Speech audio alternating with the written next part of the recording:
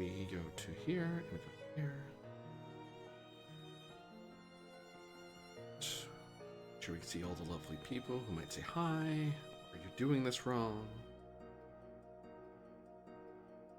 In before One Piece reference, you know, that sort of thing.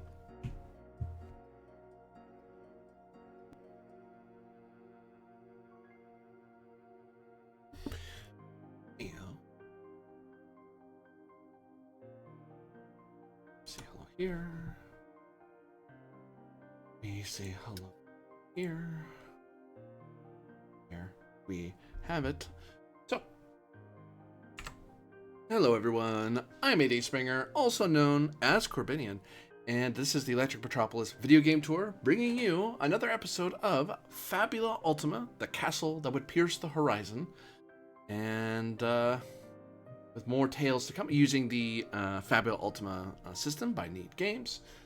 So, let us open up with our poem of the week.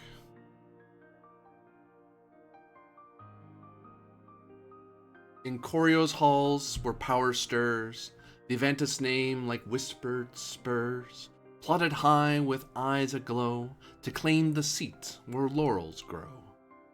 The patriarch with silvered crown, a man of fire never downed, his eldest son, a warrior bold, with copper hair and heart of cold. They seek the beast on Mount Novio high, where flames do roar and legends lie, a creature born of lava's breath, where countless souls have met their death. Through adventurers fooled by charm, they send them forth blind to harm. With promises of fortune bright, they march into the endless night. Where blood of hundreds shall be spent, to map the fire, the beast's descent, to gather knowledge, pave the way for Avantis' army on a fateful day. Yet in their hearts ambition blinds to dangers that the dark confides. For should they wake the ancient flame, the world shall perish in its name. The Avantis plot with greed and pride, to seal their rule, their names enshrined, but fire cares not for noble lies, and in its wake, where kingdom dies. Beware, O heroes, bound by fate, for in their schemes the hour's late, and only truth with courage bold can stop this doom from taking hold.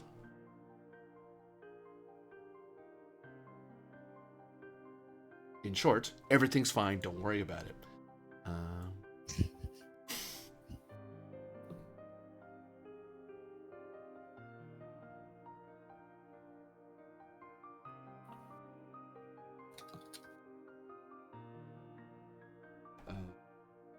Library Sleeping Memories, you can stop now. Please stop? Okay, I guess you're not stopping. I'll deal with you later. That sounded menacing. There we go. Map loads.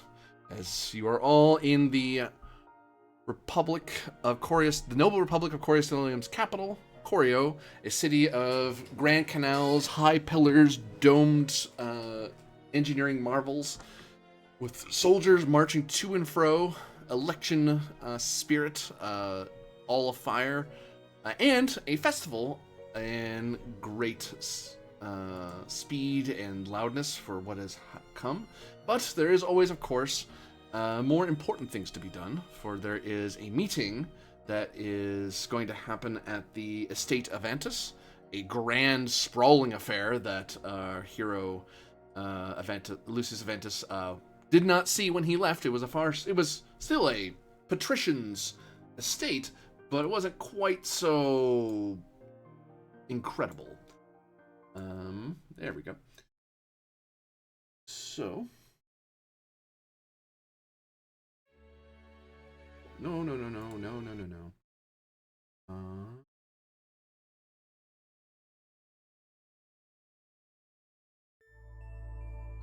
Oh no, that's the right one.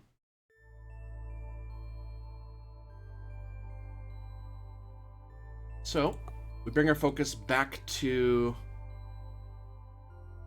Zevin Demerel, Mor Duncan, along with Imbrinius and Vivius, gathering in the twilight hours.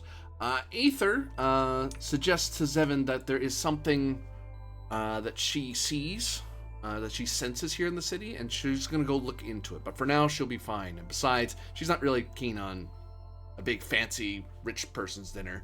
She was okay with the Duke before, but something about the estate just gives her a bad feeling, and she advises you to be careful. But she has plenty of places to hide in a city this big. It's unlikely she'll be in any danger. Especially since you've seen her fight before, so you know she's going to be okay. And if she isn't, you're going to hear a very loud noise somewhere in the city. So. But yeah. Lucius, you find, as recalled, Lucius, you had looked into some things in your estate. Zevin Demeril, you had learned some things along the canal fronts in low cities and under bridges, and got a bit of the low town vibe, and made friends is a strong word, but you met people who you're more familiar with. And more, Duncan, as I recall, you made yourself available and spoke with various merchants within Choreo. That's correct, yeah. Tonight, the three of you gather as the sun has set and the torches alight, and Lucius Avantis, you are made aware that through large amount of noise and commotion of various servants milling around like crazy, soldiers moving into positions, you know this, to Zevin and more, this is far more active than it would be, and at night it seems rather busy. But to you, you know this means that the Patriarch has arrived, and he is getting ready to dine. And at some point, a servant will probably come by to summon you. You don't need to be told the dinner's happening, you just know it's going to. Besides, you were expecting to talk with him anyway, so. But is there anything the three of you do before the dinner starts in earnest?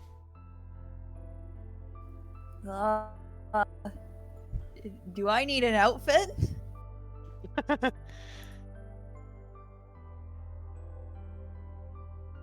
Oh. Ooh, it's been years since she's been anywhere formal.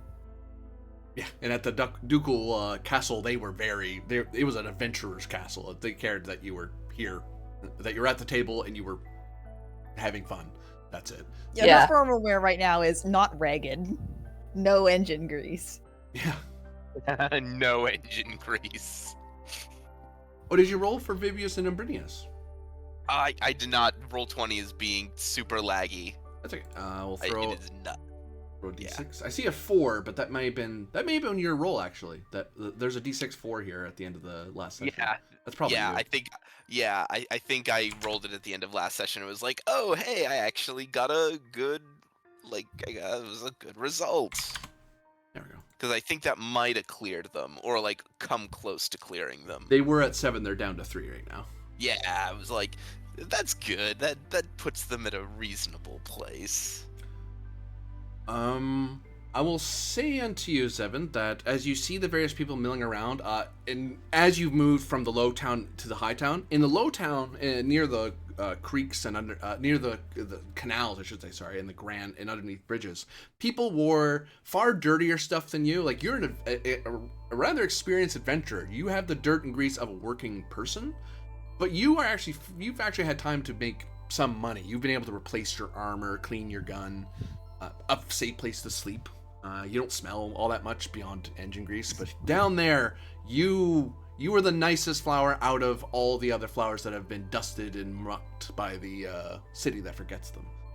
But up here, you are a flower without gold leaf or gilding. You have no...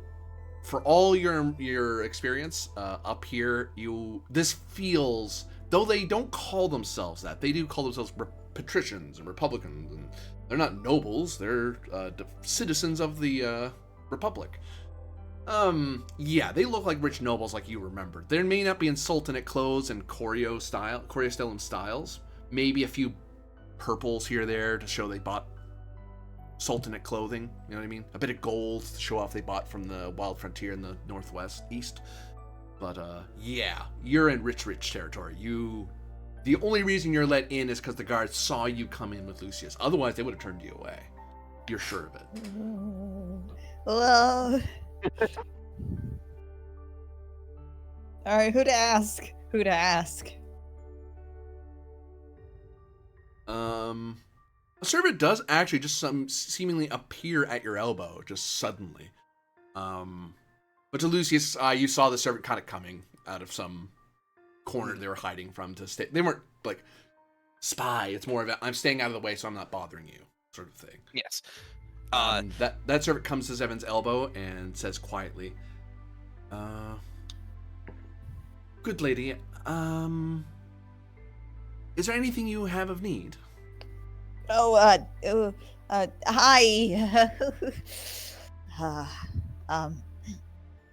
You wouldn't happen to know if the dinner tonight has a dress code, right?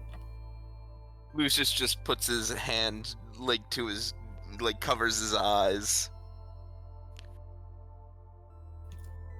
As a guest of the young master Lucius Avantis, you are given some latitude for your foreign dress, but if you wish, we do have some spare robes and vestments should you have need. Oh, thank you. I'll wash them before I give them back. Don't worry. I won't take them in my train engine room. Yes. We will have them set out and have a serving boy ready to assist you in its adornment. Oh, okay. If that's how you do it here. And the servant nods their head a little bit. Not a bow, but it's a bow. You know, they seem to be making this distinction constantly around you, and it's off. It's not familiar to you. But they retreat back and disappear off into some hallway. Sure, and Lucius, you know that robe's going to be perfectly clean, perfectly pressed. It's probably like some old bit of clothes that you had, because you're roughly the same size as Zevin. You're a bit taller, but not by a ton. Yeah, something I maybe wore when I was a bit younger. Yeah. Speaking of, Lucius will have gone off to his room, and you guys would note, when you see him, you thought that his, the robes that he would wear around camp, the sort of lounging around dress was ostentatious. Oh boy, you are No. you are witnessing the full Avantis.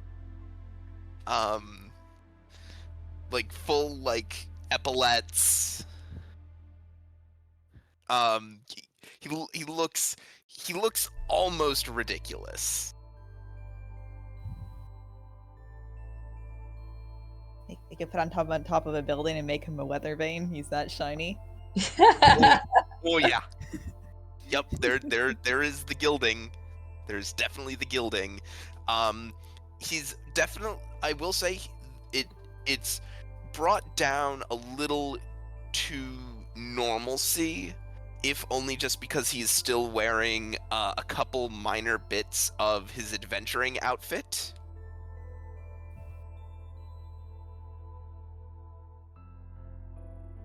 Where practical. Like you have your little inventory bag. You may have made sure that Vivius or Imbrinius has your weapon. They're holding it for you because you wouldn't walk around your own home with it. But you are an adventurer. It's not unheard of for you to have your weapon somewhere nearby. Your father would do much the same with a sword bearer. Yeah, your attendants carry your weapons. Yeah, that's how that goes. But your weapon looks uniquely foreign compared to anything else in Coriastellum because it's a magical weapon, which isn't unheard of for patricians to have. But yours is not a magical weapon made in Coriastellum. It's one you discovered in a dungeon somewhere. An adventurer's weapon by by a easy examination.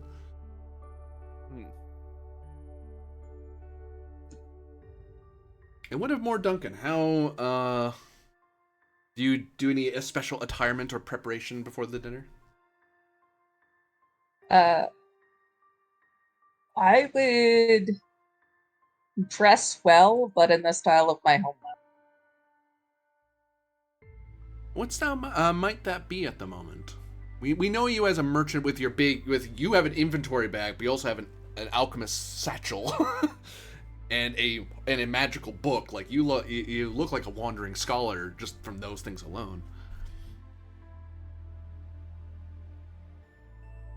Is it like is it more Scottish themed, more English, or Pict, or is it far more modern? Because we are in that sort of semi-Renaissance era of culture for these groups, with the anachronism of a Renaissance Rome. Yeah. She'd be wearing a wool dress. That's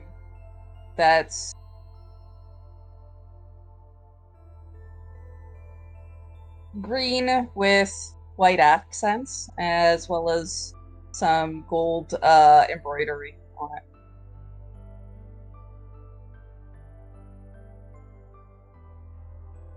Zevin, eventually you're able to change into your think robes in the very Roman style. You look like a senator, and the attendants have to help you adjust it to fit around your stuff. Like, are you walking around with your adventure kit still, like your weapon, your alchemist sack? I mean, it's covered in ash and grease and dust, and I don't know if anyone would let her. It might wreck the dress. They would suggest an attendant hold them for you, and if you like, they can clean it if you want before you attend. If you want to, sure. There are at least 5 different people who are cursing the random guest's name as they learn it's a bit of dirt and grease, and they try to scrub it, learning, oh no, this is engine grease.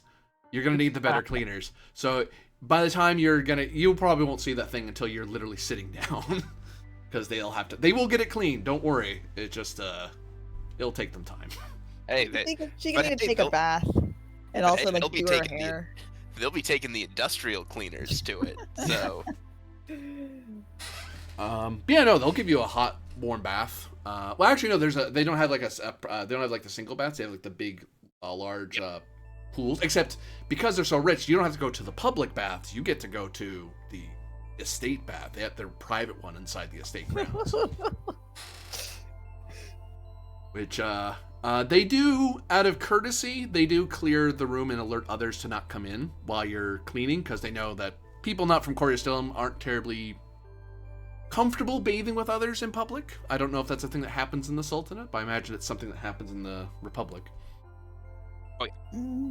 I'd say probably not. I'd say it's a private affair. But way too big a space. Being on the road for so long, it doesn't really have access to enough water to bathe very often, so she just kind of has like, some sand. You know, like one of those animals out in the plains. She just goes outside and dunks her head in the sand. Yeah, probably the last time you had a chance was when you actually you might have had a chance back at the castle. Yeah, she bathes when she's out of her home country. Yeah.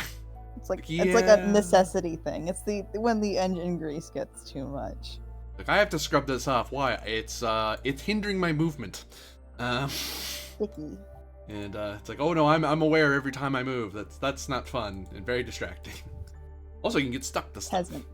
Peasant. Yeah. Peasant. But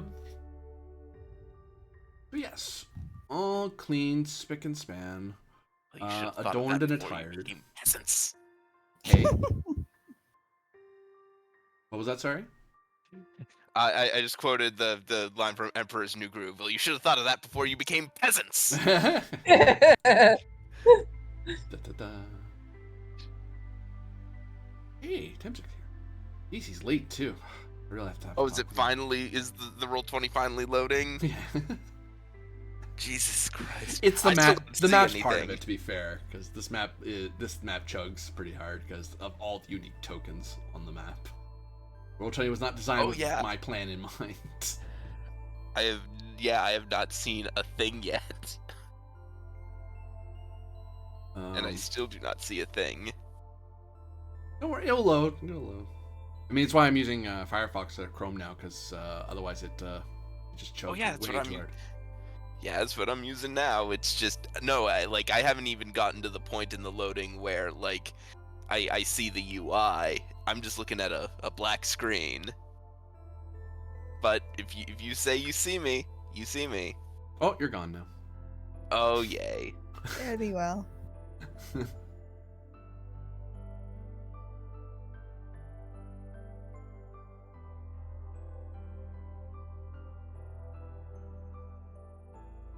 Oops. Did I grab both of you? Bad. So, scroll up a bit. Eventually, you are led to a grand dining hall, a mass tables upon tables, lights everywhere, all kinds of people in various robes, some in no one in armor, except for the guards who are watching the doors, which of course Imbrinius, the only guards, and some guards like what Lucius is, will stand like right behind him as he's sitting down.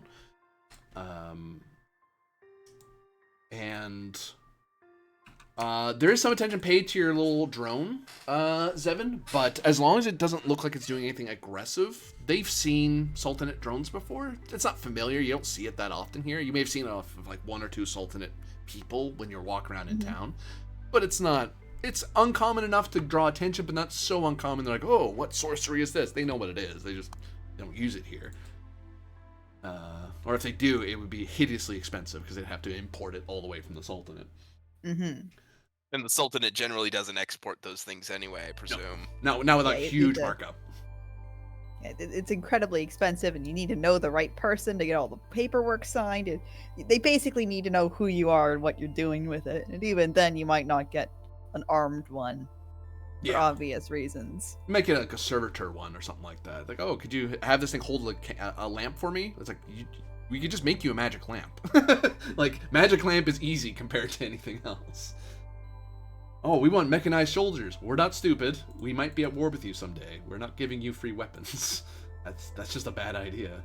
Because even though you guys aren't at war, there is that tension that if you turn your ambitions toward each other, you're the two most powerful empires in the region that have the capacity to wage war of that magnitude. Mm-hmm.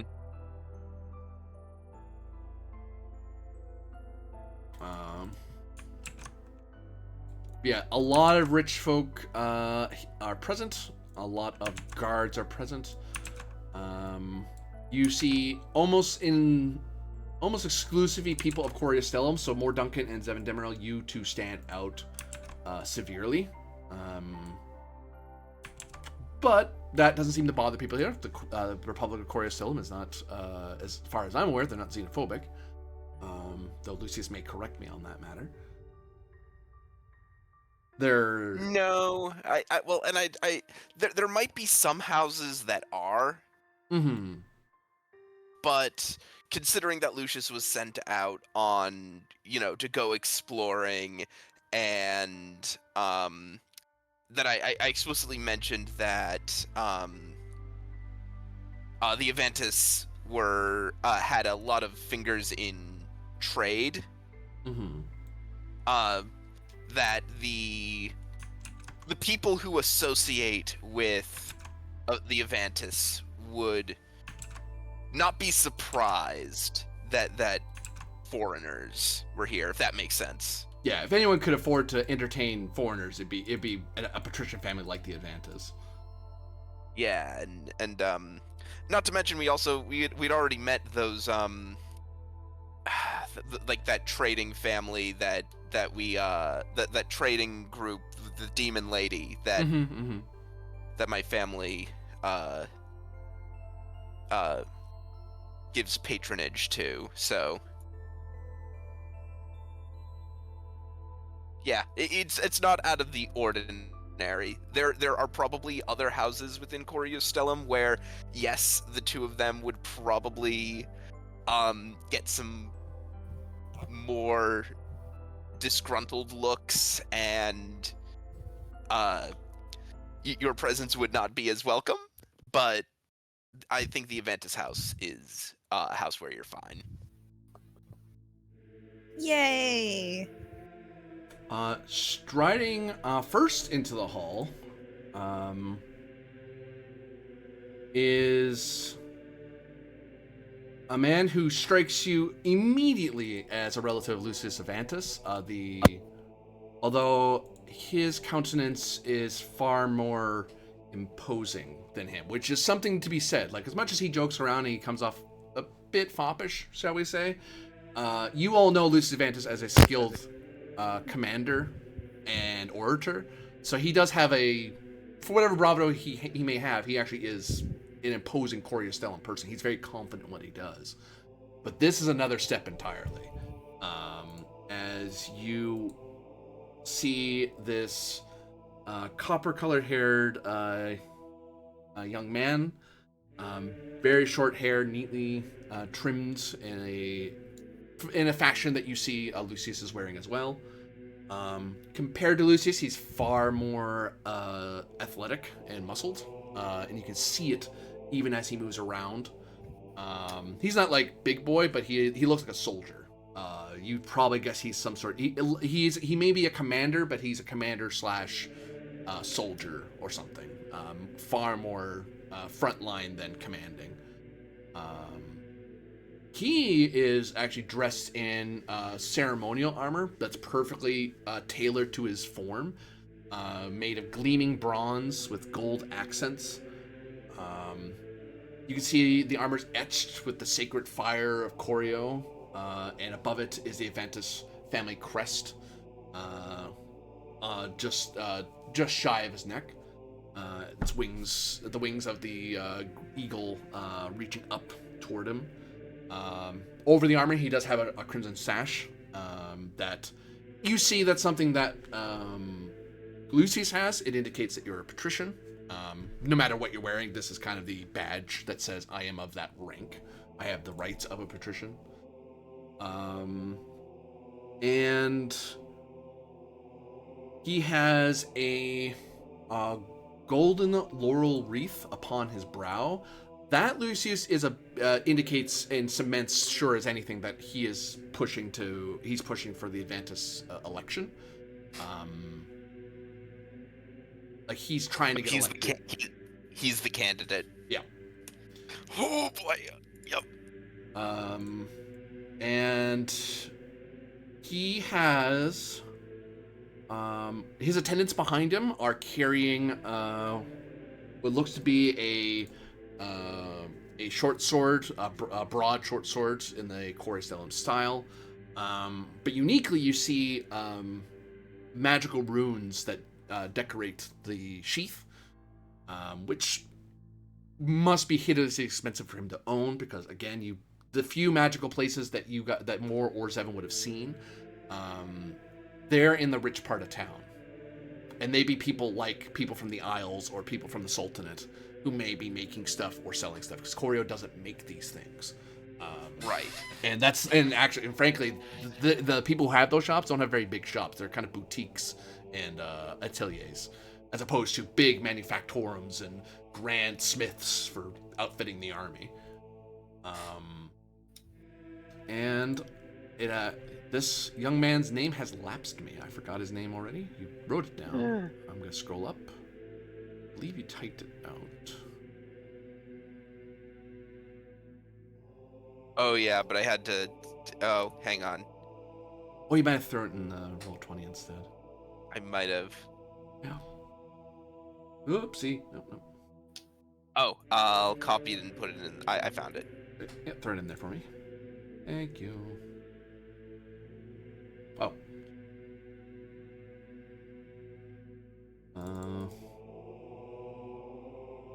Valicius Avantis.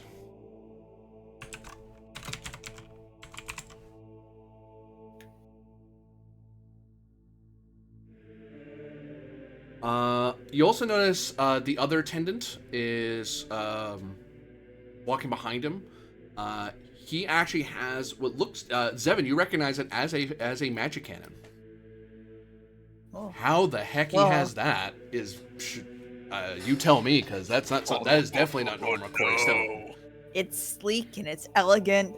and she wants to pick it up and like take it apart and figure out how it works, but she knows that thing is worth more than her train, her entire family's wealth, maybe her entire community's fortune. Maybe multiply that by 3. Belicius stops and turns his countenance to look upon Zevin. His eyes very quickly slide away from the robes you're wearing. He's wearing way better than that right now, and a lot of people are dressed nice, so that just fades into the background for him. His eyes drift to the servant who does finally catch up to you, and walks up with your magic cannon. Which his gaze draws everyone else's gaze because everyone's watching what he's doing, and they look at you. And there's mutterings and gasps and murmurs and gasps some more. Belicius. Zevin wishes she could crawl under the table and die. Various guards kind of look at each other. They look at him. They look at Lucius. Murmurs happen between the guards to quickly remind them, no, that's a guest of his. She's allowed to have that. Felicius catches that. And although he pretends he doesn't know, Lucius, there's no way he'd be surprised by this. No weapon walks into a room before he walks in. You wouldn't do the same if you were in his position either. Yep. But he makes a production of not knowing and discovering it just now. I know how the game is played.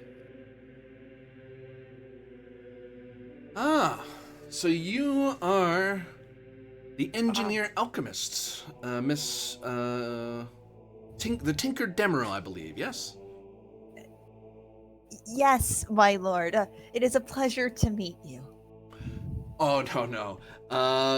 Avantis is fine, but since you're such a good friend of my young brother, Felicius will be perfectly fine. Lords are for high and mighty nobles and sultans, not for serving members of the Republic. But it's fine to make the mistake. You don't know.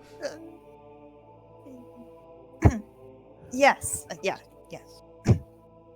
So tell me, where did you buy such a massively crafted magic cannon? It looks to be, it looks so different from any I've ever seen in the Sultanate.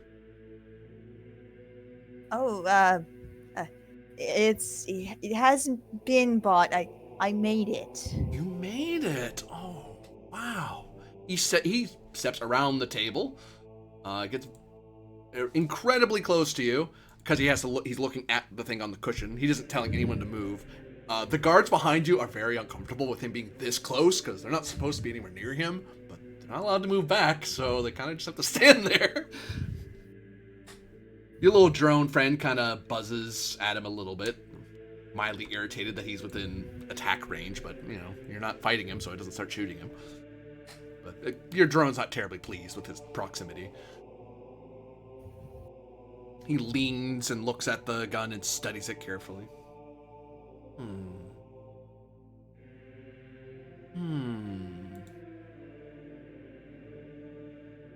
Did you craft this to rapidly change the loadout? To have different magical properties instead of just a single load? Yeah, the barrel you see there, it pops out. You can refill it quickly. It allows you to basically rotate it. Oh. That must take a lot of care to have all the particular parts oiled. Are you selling this yet, or is this still a prototype? Or is this a personal curio? It's a personal project. It's a bit unstable. Well, I may commission you for something, I think. That gets a lot of attention on you. Lucius, immediately, that's put her in a very bad position, because now everyone knows that she's basically being endorsed by Volicius Avantis, a consular candidate.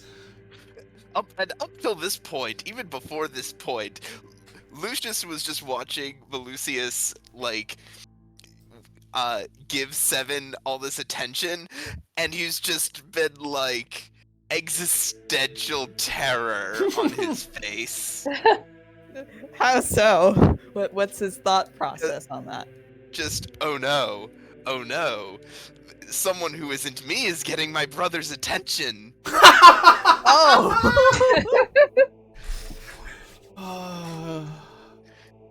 Nah, I'm not saying that. Rude. Yeah, Lucius looks to you to see if you'll agree or disagree to his proposal. Well, they're very kind of you to request that. I'll see what I can check in my schedule. Of I course, can, of course. yes. A master Thanks. tinker of your standing must have interesting connections. Lucius, you catch that. That's an insult. Mm-hmm. She doesn't. Does she Weird. read it as an insult? Can I? You can give me willpower's part of it. You might register it. Lucius has no role. He knows that's a very rude thing to say to somebody in his republic. Presumably, that's you deal with like. You're an adventurer. Ne'er-do-wells. You're a poor person. I'm a patrician. I'm a soldier. Like that's a more respect. Adventurers aren't highly respected until they do something really cool. Which, as far as he knows, you haven't done anything yet. Right. A 9 will tell you that you can feel that something's off. Like his tenor changed. You're not sure why, but you can catch Lucius probably doesn't look pleased. I imagine. Oh, thanks. I didn't expect to find someone who's such a fan of Magitech so far out from the Sultanate. Well, a good general needs to know all the tools and equipment and armory of his rivals. Uh-oh. In her head. That's the next thought. He strides away from you. Your drone beeps, annoyed. You can tell it's making a beep that it felt like he was a threat, like he was genuinely a danger to you, and he was trying to get ready to be in combat mode. But you weren't fighting, so he wouldn't do anything unless you told him to, or told it to, rather. Lawrence, this is so bad. Valicius walks past. He actually walks right past you, Lucius, unless you try to get his attention. You don't. No, he's not speaking unless spoken to. And you are the master merchant, Duncan. Am I right? That is correct. You're quite well informed. Well, there was a bit of, there's been rumors, out of the Sultanate of a couple of merchants, and alchemists coming out of the islands. I knew of, one that was in the Sultanate who seemed to be rising rather fast in their ranks, and, I heard there was another, who he had said many unkind things of. I will not repeat them here in such vaunted company, but I will say this, for all that he has said, and for what I've heard of your reputation so far in the city, you seem to be in a good demeanor and presence. Pray tell, what is your greatest observation of your time buying and selling and dealing in coin and, I suppose, furs and animal teeth with the duchy?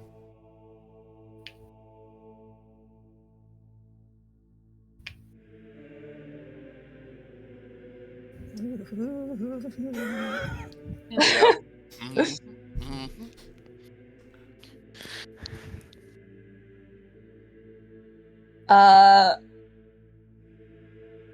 Moore will give him a briefly cold look before she puts on her vial, and will say, well, we were perhaps the most interesting experience was was that with my companions, I had the fortune to encounter the highest point in the world near the duchy. Ah, yes, the castle that would pierce the horizon. A dark mark upon the countless realms. One wonders how they don't let their sorcery crush them. I'm surprised you would talk well of them at all.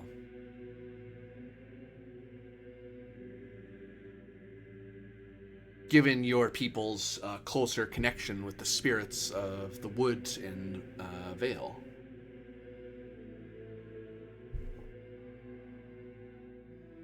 Spirits are as they are.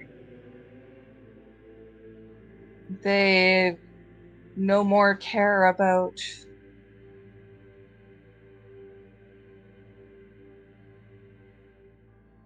positive or negative things that we would attach to it as the wind cares about the clothing I wear.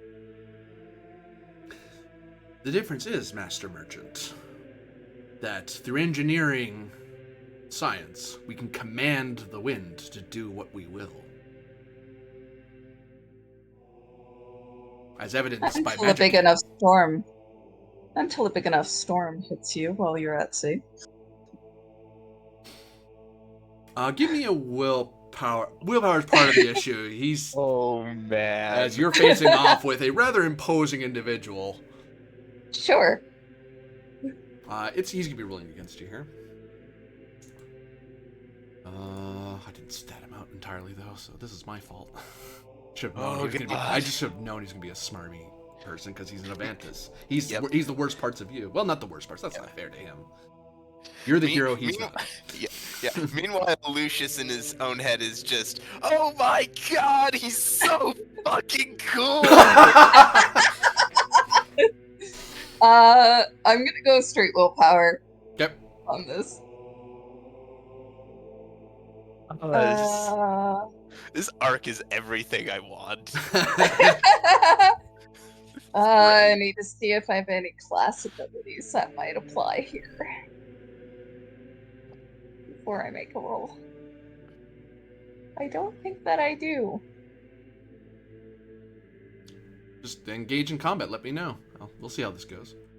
No. No. What, you want me to figure out a boss fight on the fly? I think that's a good idea. You should totally do that. No, thank you. I don't really want to have a fight with a major public figure of a foreign power in his home. In his home, no less. I just want to kind of tweak his nose a bit. Oh, crud. I'm going to spend a Fabula to... You're 5. Toward my identity as a journeying merchant. In that this guy is disrespecting my profession and I'm getting annoyed with him. Especially as a master merchant, that makes sense to me, yeah. You're not just any old level 3 merchant. You're like, no, I'm a maxed out merchant. There are very few people better at mercantile affairs than I am. Yeah. So I'm going to reroll the 3 at the very least. Okay, so that brings me up to 10.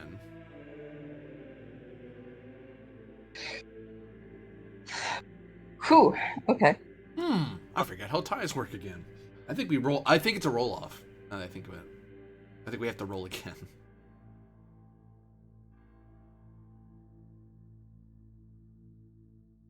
I'm gonna double check though. Cool. You're not attacking him yet. The check. Yeah, what kind of check is it? It's an opposed check. Not opposed checks. In the case of a draw, the characters that rolled the same result simply repeat the check until one of them emerges victorious. So you reroll both your dice, I reroll both my dice. Cool. I will take that result. 10. As imposing as he is, you have dealt with rather wealthy people. You've dined with a duke. You've been journeying with a patrician already, frankly, and you've been journeying with probably the only other alchemist who's your rival, your true rival. You have a real rival, but in the sense of someone who, real rival in the sense of a antagonist. But Zevin is the only other person who is of your level of alchemist. And even then, you're different kinds of a tinkerer versus an alchemist sort of thing. Different schools of thought. So this guy, he must have at least one master of his own, maybe two. But you don't feel daunted by him. You've faced far scarier than him, and you know it. Though he's up there. He's not quite sorceress powerful. I was gonna say, but that's sorceress. He's not quite sorceress powerful, so you've faced way scarier than him. Well, he smirks. He looks at Lucius. It's about time you made some real friends, brother. Yes, they have. My companions have been quite the aid to me on my many travels. He glances over your shoulder at your magical spear that Imbrinius, I imagine, is the one holding it. Yep. His eyes linger on it, and for once in your life, you see in his eyes unfamiliarity. This is a guy who's a master of war, who knows every weapon that's ever been made sort of guy. He doesn't know what that is. Of course he couldn't. You found that in some secret place in some dungeon somewhere near the Sea of Souls. There's no way he could have seen this thing before. So he stares at it, and you almost sense a sense of lust after it. Uh-oh. But he glances at Duncan, he glances at Demeril, and kind of forgets about Vavis and Brinius, as he usually does, much to their immense annoyance. But to be fair, he is stronger than the two of them combined. And he walks off. He says hi to every person. He does the same routine. Some people he walks right by. You know that those are people who are probably related to the Avantis, and they're, as far as he's concerned, they're subordinates. You don't talk to subordinates unless you have to.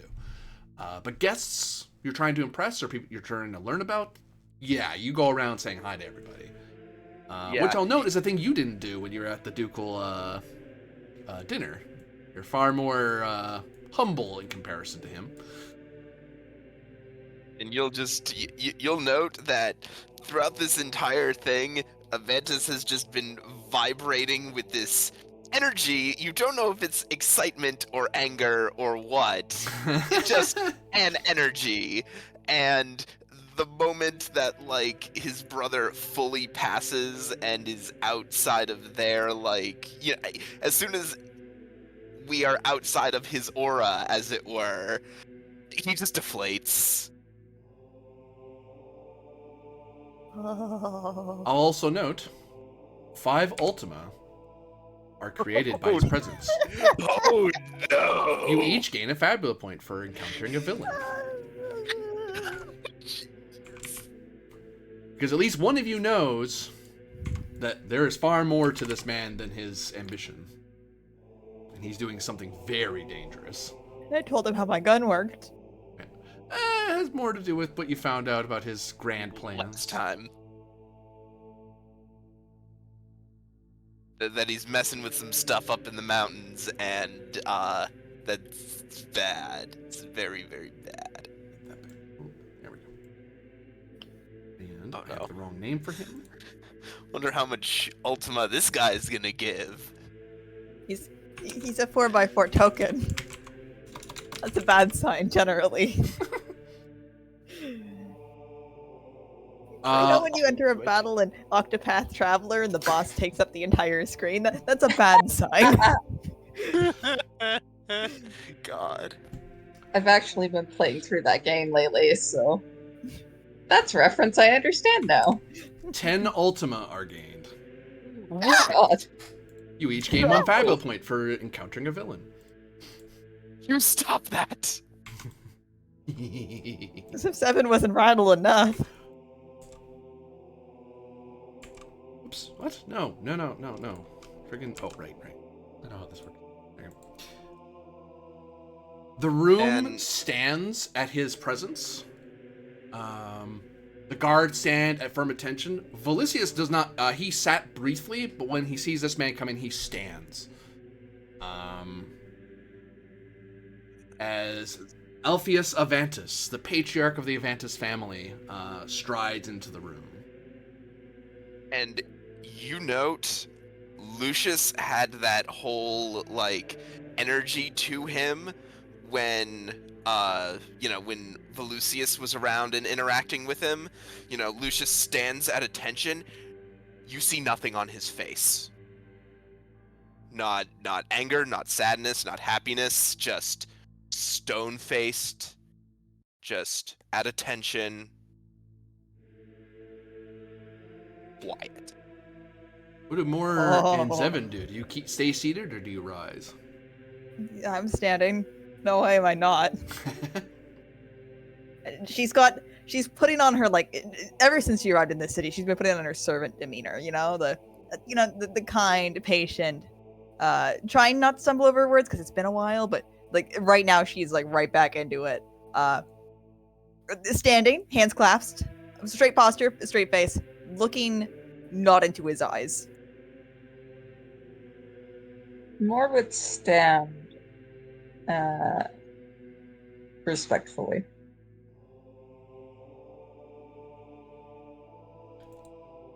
The man coming into the room, he looks obviously older, but there's still a almost supernatural level of strength and authority that radiates from him.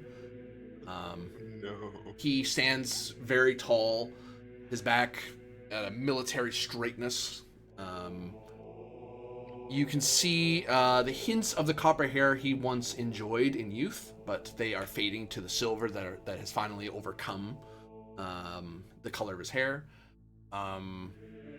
He wears no armor. He wears what is obviously some sort of magical tunic and robes that surely must be some rare item or not necessarily an artifact, but it is a rare magical item of some kind. It would be upwards of 1,000 zenith at least, what he's wearing. Draped across his shoulders, you can see a long, flowing cloak trimmed in gold. It too, with the emblazoned sacred fire of Corio, a flame stitched in very intricate detail.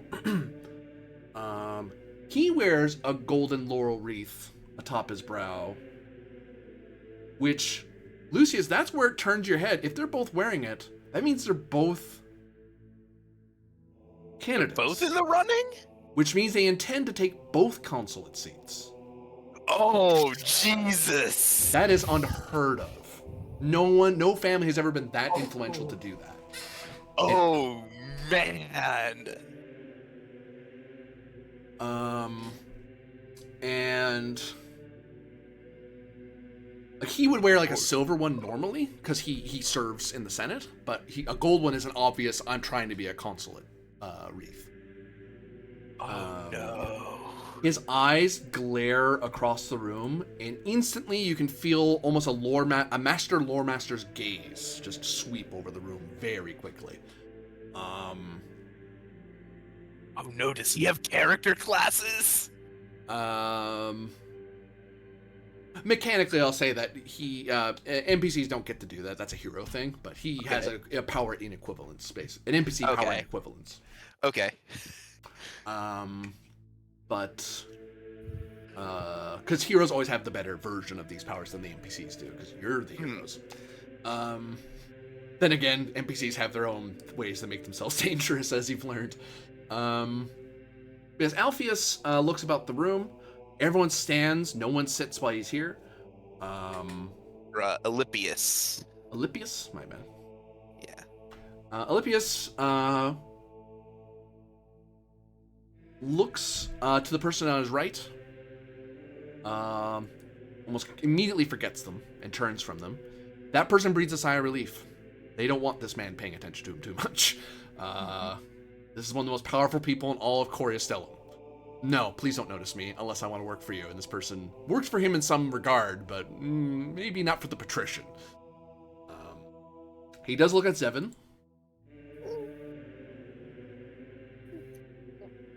Eyes straight, girl. What's wrong with you? Yes, sir. I will need willpower as part of the problem, because this guy feels like a threat. You felt this level of danger before. He feels like someone who might hurt you. Oh, Jesus.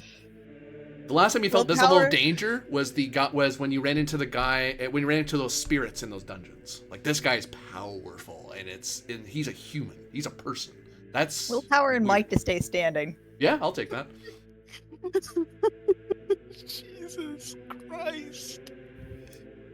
Willpower might 10. You manage to raise your eye. You're able to meet his eyes if you so wish. You find it in yourself to compose yourself as you wish. You can keep your eyes down if you want. He can't make you, but you can pull him up. And He's not going be to afraid meet of him. his eyes. She's been given a direct order. Staring into them, you see a person. You see the kind of person who would dare to delve into the ruins of the precursors on his own, and you get this feeling he would actually survive. Whether he'd find anything, you don't know his education or his knowledge of such things, but might alone, he'd be able to fight whatever's in there. And How are these two the scariest people we have run into so far? We fought a dark sorceress, and we were not that. A dark sorceress and like a hell maelstrom in the sky, and these guys are the scariest. I would say to you that it's that feeling of running into people with multiple masters. You guys, to much lower level people, are actually a lot scarier. And that's something that seeing these two, you kind of have that realization that as you are to Alpheus and Volicius, Alpius and, I'm going to say his name wrong every time. Yeah, Alypius. Alypius and Volicius, they are that much away from you as you are to Vibius and Umbrinius. Vibius and Umbrinius are soldiers. They're trained for what they do. But you guys are head and shoulders beyond what they are. And you're kind of seeing that difference between you. And I will say, though, upon encountering him, there is a difference between how you met the Duke and the lore master, Jessica. They are powerful too, but you never got that sense of intimidation. They weren't trying to scare you. They weren't trying to impose on you. These two people are. There's that villainous aura about them that just makes you cautious as adventurers. I'm gonna hold my question. Huh? I'm gonna hold my question till he gets to me. He stared, and looking into his eyes, I will offer you a question you may ask Zevin about what you may discover about this person. What do you want to learn about this guy? Because you've actually faced him. You're facing with this guy and learning something about a potential opponent.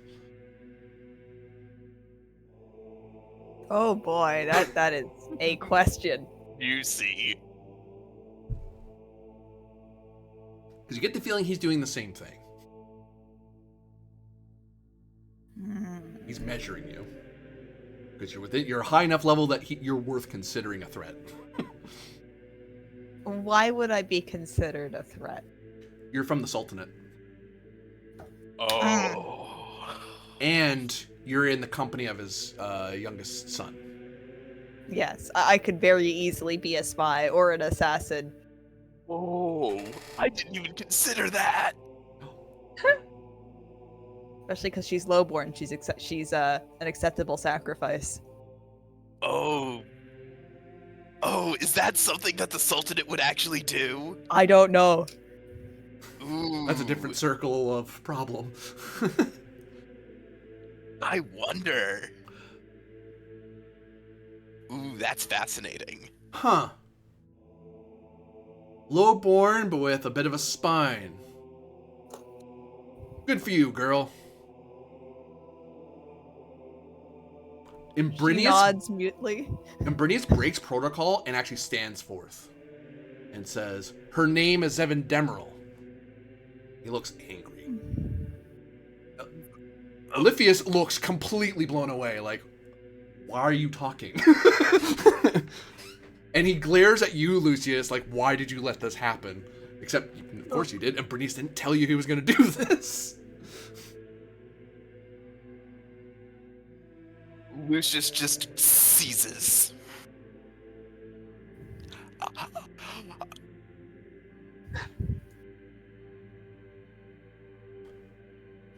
And he just puts his hand to Umbrinius and just sort of tries to pull him back a little. And he pulls back. And it's obvious to everyone else in the room, he stepped back because of you, not because of Oliphius. Even Velicius kind of, like he's impressed by Brinius's gall, which that's because you're a high level person yourself, so he feels a little brave. He feels like he can get away with that. And so, shockingly, he does, as Oliphius, after you pull him away,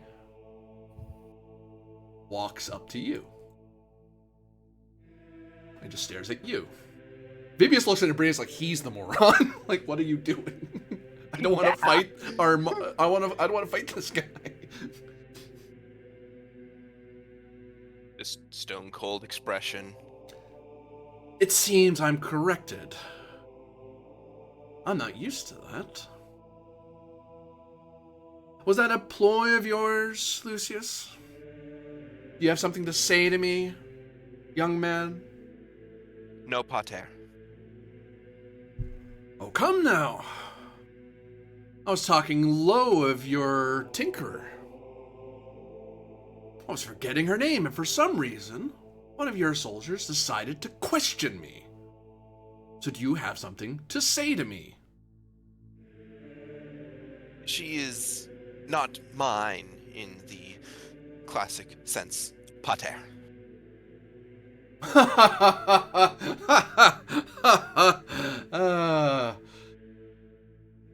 Oh, Lucius.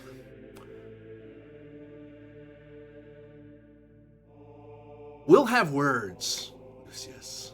There's much you must answer for. You just... Well, you haven't, but those under your command have made you responsible for something else. So, I enjoy what we'll speak of. Yes, pater. Bibius glares at Imbrinius like, you idiot. And Imbrinius does not look apologetic at all. And Seven, you can tell that came from Imbrinius having fought by your side all this time. He does consider you a worthy person. If he wasn't following Lucius, he'd probably follow you, sort of thing. And he didn't appreciate people talking crap about you. That's the nicest thing someone's ever said to her in front of authority. Of course, it could get him killed, but, you know, Imbrinius doesn't seem to mind that so much. Olivia stands before Moore Duncan.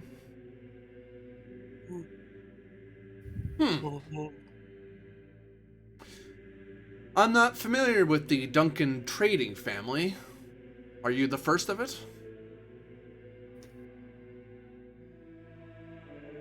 I'm the first of my clan to go into trade, yes. Does your father approve of such? I thought all of you went into alchemy and spiritualism.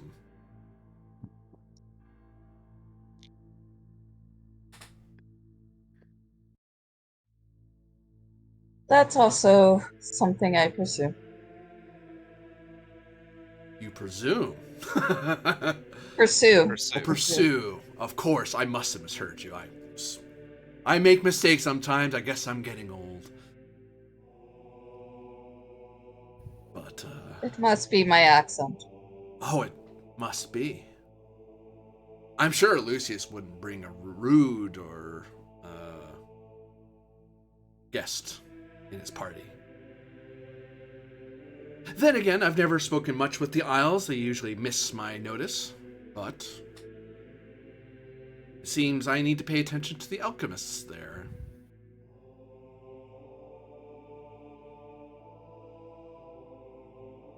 Though I will caution you, merchant. Beware the company you keep, for their colors will run onto your clothes just as quickly. as blood. What is he talking about? You can give me insight as part of it.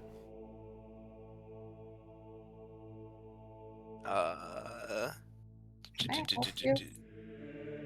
That me or more Duncan? Me. We all heard it. Can we all roll independently? One of you leads, the others can assist. I'll roll this, I think. What did you say? Willpower's part of it? Insight's part of it. Oh, insight's part of it. Insight. I'll roll. Can I roll to assist with insight willpower? Oh. You could, yeah. As long as insight's part of it. 2. Okay, so that brings me to 10. That brings me to 11. It's one of those things. The first bar I'll tell you is that, like I said before, adventurers at the start of their journeys in Coristellum, and correct me if I'm wrong, Lucius, I imagine they're not thought of very highly. You're a quaestor, a journeyer, but until you do something, you're not anything yet. Because you haven't served in the Senate, you haven't done your military service as much as Valicius has. You're not running for office like he is. So your only glory that you have is your adventuring lifestyle, which he doesn't know the full story yet, what you've achieved. But you are obviously a patrician, so you automatically are better than everyone else, but that's like bare minimum. You get a free pass, you're allowed to sit here because you're my son. No matter what you've achieved. Even if you achieve nothing, he's not going to, unless you shame him, he's not going to kick you out, because that doesn't look good for him. And it's needlessly cruel, some would say, but you know. Oh, needlessly cruel. But the other part of it is, he still seems to be a little upset about what Imbrinius did, and he seems surprised that you're here so fast. So there might be a presumption on his part that you've returned in failure, because you haven't been gone all that long. Most quaestors and adventurers who go out are gone for like years, if not a decade at most. At a decade, you really need to come back and check in on the family if you're really a screw up, just to report that you are. But if you achieve something, you come back after a year, maybe 2 years, because it takes that long to get places, right? You're here inside like what, a month, 2 months? Maybe a little bit more, just because I had to travel out. I had to travel out east and then come back on the train where the campaign started. So maybe more like 3 to 4. But about like half of that time was spent. At least half of that time was spent in off-screen travel before the campaign even started. And I'll say it to Moore and Zevin, because you aided with the insight. He seems to know about your masteries, like he must have figured that out and bothered to research you a bit. It's hard for him to know your precise adventures, but the way you carry yourselves, the way you talk to people, would give away especially to a perceptive person, that you're masters in your crafts. You are, like, Zevin has a very nice gun that even if she goes to the low town, she's still a master tinkerer. Master tinker, am I wrong? Sorry, I jumped on that. Yeah. Yes, she is a master of the class. And whereas Moore Duncan is a master merchant, and you recently talked to a bunch of merchants, and you're arrayed in magical items. So again, it's one of those, it's obvious you're someone worth looking into. But for some reason, he didn't look into his son at all. Why that is might escape you at the moment. You didn't roll high enough, but there's a reason he didn't look into Lucius that way. I do have one question. Sure. And because you mentioned this aura that we all got the vibe of as he walked by, that intimidating villain aura, as it were. So Lucius obviously felt that. Has he been feeling that his whole life? Now that you think of it, not quite. I imagine, from what I remember of your backstory, he wasn't exactly a nice guy to begin with. But there's a difference between an NPC, to put it that way. There's a difference between a person who is ambitious and a person who is willing to do whatever it takes.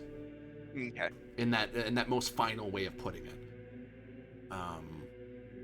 Perhaps, and this would be more your bailiwick, perhaps this is a gradual escalation that he's always been working toward, or there was a trigger that made him flip and he decided to take on okay, so Lucius isn't surprised by this aura, but it's not one that he is experienced firsthand, because he's generally been kept at arm's length. I wonder why. Mm-hmm. And plus, you were a low-level adventurer, so even your insight might miss it. You might not know. Perhaps he had it, you just never saw it before. Yeah. Mind you, he wasn't a petition to become a consul back then, so there's that as well. Oh.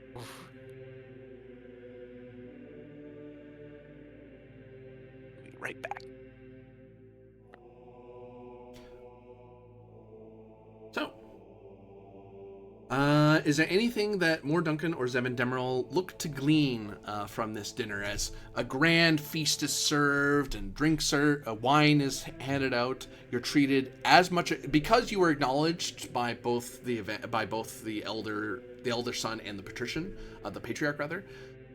You are considered respected as any other person in that room now. So the servants and everyone else treats you like that because you've been acknowledged.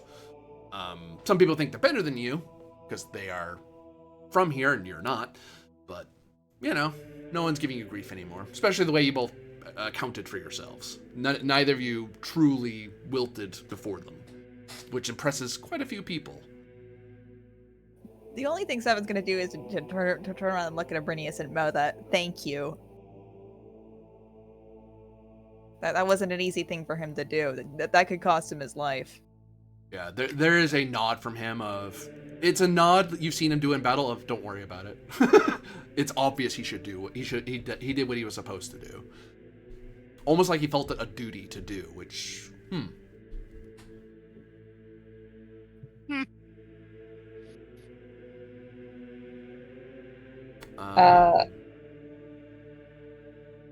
More being the merchant she is will try to get the read of the others at the table and what they deal in, if they are involved in trade at all.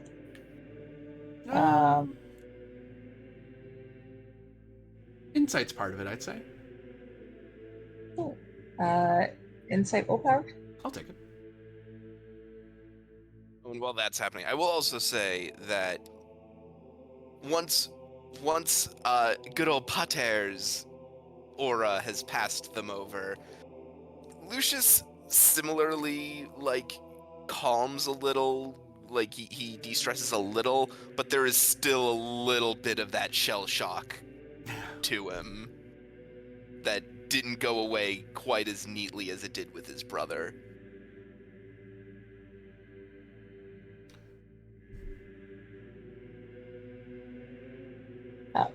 So Boris not going to address that at the table. I will probably talk to him about it later, but not right now. There is a time and a place. Oh, yeah. Yeah. Jesus.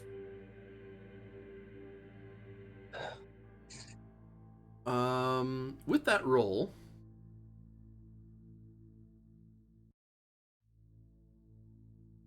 I will say unto you, Moore Duncan, that the people in this room largely trade. There is the common trade you're used to of, food, luxury items.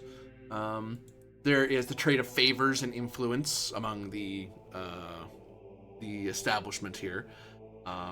Those things aren't terribly useful to you unless you're trying to manipulate the election in some way or another. Influence it may be a more heroic way of putting it. But also, you may want, if you want to get favors from people outside the Avantis family, this is a place you could do it. By service or quest or promissory.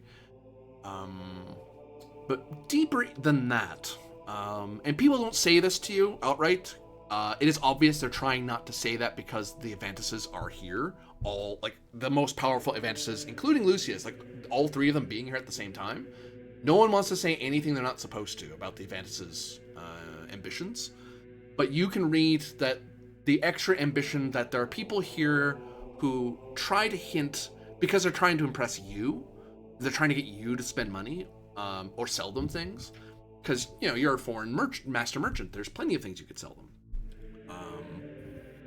These people are also trying to are building arms and armory, but not to the scale of just improving their own fortunes. It is obvious these are people trying to buy up enough to outfit a whole army, but not in the normal stuff that Coriostellan guards wear, but in far-off goods, the most expensive army the countless realms have ever seen from Coriostellan. And that means a silly amount of money's moving around in this room.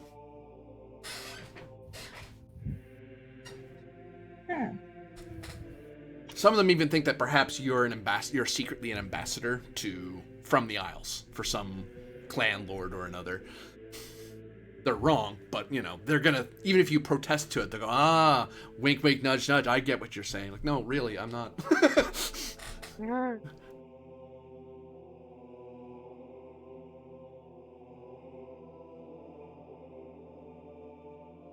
Anything from Lucius Avantis is he trying to gain from this grand banquet? No, if only just because I think he's been to enough of these that, like, this is just another one of these banquets. He's seen, like, all of these people before. Unless there's someone here who's different and new and... Insight's part of that. Okay, yeah. Because, otherwise, as far as Lucius can tell, his companions are the new and interesting ones in this situation, as it were. And it's like, I already know who these people are. I could say hi to my friends, but we've been saying hi to each other every night at camp, so, Insight to recall. That's bare minimum 7. There are new people here. Okay. And I'll say with the 7 that I have put them on the board. Okay. My presumption presumably is that there are new people here because the house is doing a lot better, and we're in the running for both of the patrician seats. So I presume there are a lot of people here tonight who have shown to either curry favor with the family or for the family to curry favor with. I'll ask you this, Lucius. Is it normally legal for the same family to hold both consulships, or is it normally you're only allowed one and someone else must take the other one? That's normally how it would work in Rome, but your republic may work differently. I'm thinking it's something that they never put on the books as law because the logistics necessary to gain both consul seats is just so Byzantine and complex that, like, no one, as you said earlier, no family would attempt it. Like... So what you're saying is that them getting both seats would be like crossing the Rubicon. Or marching upon Mount Novio. Yeah. It's almost like when I mentioned the state of the Coriostellan Republic when I was building it. I mentioned the Roman Republic right before it became the Empire. Cough, cough, cough. I just didn't realize it would be my family doing it. Fuck. You underestimate me.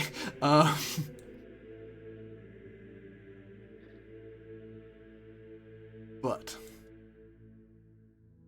in time, the chamber clears. The various guards and patricians who go off to side rooms and other parts of the garden and elsewhere. You see a few people who aren't in Coriostellum garment. You see what appear to be 2 archers in green. You see in the back what appears to be some mercenary hidden in shadows with 2 cloaked figures who is discussing something with Oliphius. Lucius, he hasn't dismissed you. There was sort of the party sort of petered out and everyone started leaving. But technically you're not allowed to leave unless the patriarch says you can. Your friends might be able to, technically, because they're not really in service to your house. It wouldn't look good on you if they left, though. But you're kind of, the three of you are kind of on your own. They're too occupied with their conversation to overhear you for now, but you get the feeling you're going to be summoned in a second. Yes. We should go.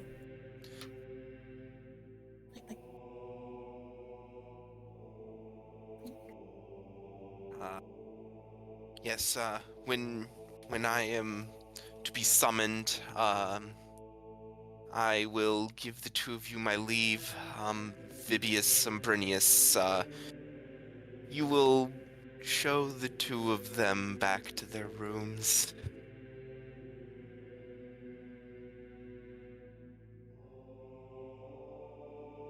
Umbrinius looks like he's going to say something, like to protest. Vibius just kind of puts a hand out and just kind of... This is one of the only times you've ever seen Vibius calm Umbrinius down. It's like, no, listen to him. I know you don't like it, but we have to do that. Yes, are you sure? I'm sure. And like he just you note he again, like he's just looking like dead eye across the room at where presumably Volusius and Alypius are discussing with their entourage. Just did a travel roll, in case you're wondering. You're fine. Nothing bad happens. Oh, Travel roll. It's horrifying. It's the most horrifying. Scariest travel roll I've ever seen. That was really too close. Yep. 7 kind of she lifts up like the hem of her dress to the slightly. Is it possible that she snuck a weapon in here? She never travels unarmed. Your attendants would have helped you put a weapon under. They just would suggest if it's anything big, they could hold it on a cushion because it doesn't fit. It looks kind of bad on a cloak. But if you want to be armed, you're allowed to be. Yeah. It's just rude to show it off. Her old dagger that you met her, like the old messed up dagger that she was holding when you met her for the first time. She's got it like strapped to her leg. Cool. She kind of like she looks at it and looks at you and it's like in a, do you want it? No. I will be fine. Okay.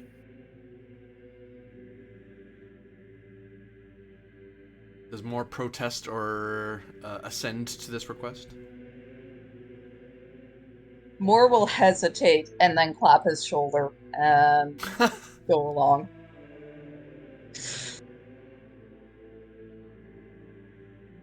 It's one of the... You sense a degree of camaraderie. The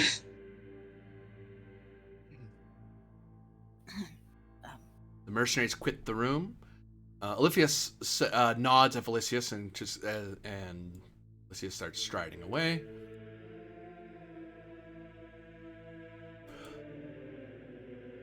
Father, we'll see you now, Lucius. Take care. He's not impressed right now. You better have some good news for him. I may just have that, brother. I don't want to see you in a penal legion. He gulps. Okay. Oh, hey! Oh, yeah. More. Jesus Christ. You gain some inventory points. That inventory points probably comes from you wheeling and dealing, and it's like, you get the sense after all that of, ooh, something really dangerous could have happened just now. That you can tell that you're in a semi-dangerous place. So it's almost like you had the forethought while you were talking with people of asking, like, oh, I'll trade you something right now. Oh, yeah, sure. Oh, you have a potion on you? Oh, that's a weird thing to offer to sell at a dinner, but, get this feeling I should. Sure. Yeah, sure, I'll buy that off you. That's a little suspicious. Why did the store screens show up at the banquet hall? That's weird. Why is there a save point here? Why do I feel like I'm in a den of snakes? If you hit yes to confirm this scene, several cutscenes will play in sequence. Please ensure that you have appropriate time to view them all. To which, in that case, Lucius will step forward. He's not going to walk towards his father yet. He's going to make, not a show of it, but he's going to make sure he's doing the etiquette of, well, I know you all have long nights, so, Vivius and Brinius, if you will, show my erstwhile companions to their rooms. Baby Sabrina And then he- snap to sharp attention, and they're gonna follow more in Zevin your lead. Like wherever you're going, they're just gonna follow where you're going. If you want to not whether or not attend to you guys- that request, they're not gonna tell on you because they're your friends. Yeah, whether or not you guys actually go back to your rooms is whatever. It's Lucius has to make the show of it to excuse you guys. So where do you head off to, Zevin? Do you actually head back to your room, or do you head off elsewhere on the estate? Ooh. She might need to sneak off and run off. That was a lot. Mm-hmm.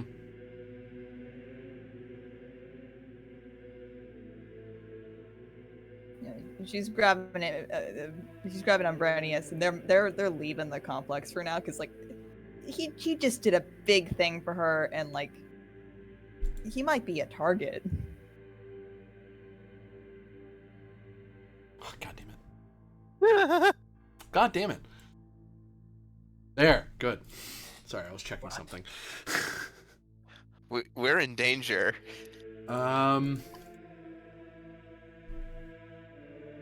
There are a lot of people milling around, lots of guards milling around, and you, as richly dressed as anyone else, don't draw attention. And Abrinius being with you also helps you not stand out. Your gun does draw you out because people know who you are, but you don't seem like anyone up to something.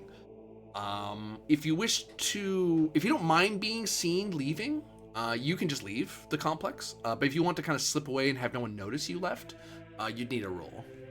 You'd have +2 to the roll because Abrinius is adding to like, oh, I'm just helping her go outside to get some fresh air or something, and we just keep going. The dress is tight. Yeah. So are you sneaking off, or are you? Couches, presents. Oh, you are sneaking up. Got it. 12 will totally do it. Well, 14, unless you added the +2. But yeah, you easily are able to slip away. If you like, you can write down that you have a 500 Zenit tire that gives you +2 when meeting with nobles and high-class people. Oh, cool. That's just like a cool thing to have. Because you just left with it, so they don't get that back. It used to be mine. You can have it. It's whatever. Yeah, between you and Brinius, yeah, people just, some people are doing what you're doing. Some people are leaving, some people are coming back. And Brinius says hello to another guard. The guard says hello back, and you just keep going. Like, oh, hold on, let's stay here and talk about this, that vase over there. Let's talk about that for a second. Okay, they've gone. Okay, let's keep going. I will say that same investment will give you a penalty of -2 when dealing with low-class people, because you will make them very unnerved because you look like Patrician's daughter if you're wearing that. So, all right, thank you. I'd let you know. Where do you sneak off to? Back to your train? Somewhere else in the city?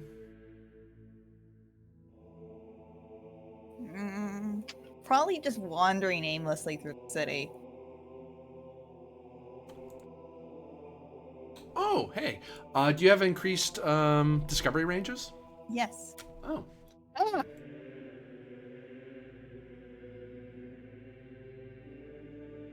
As you're wandering around, Imbrinius actually offers, once he realizes, like, you've seen him be a very quiet guard to Lucius. He's never really suggested things. That's not his role. But for once, you actually hear him say to you as you're walking around, if you're looking for somewhere to rest for a bit, I have a suggestion for something you might not have seen yet. Sure. I'm okay. Yeah.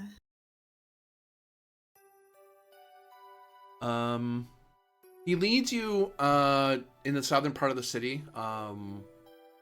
you start walking past some of the grander, not the estates, but like the government buildings and temples. You start walking by a massive manufactory, which it has the familiar sounds that you've heard in the Sultanate, of that sort of very mechanical, technological crunch of things. But you guys have magic mixed in, so there's those spell-like noises I imagine you'd hear, or splashes of alchemical liquids and stuff.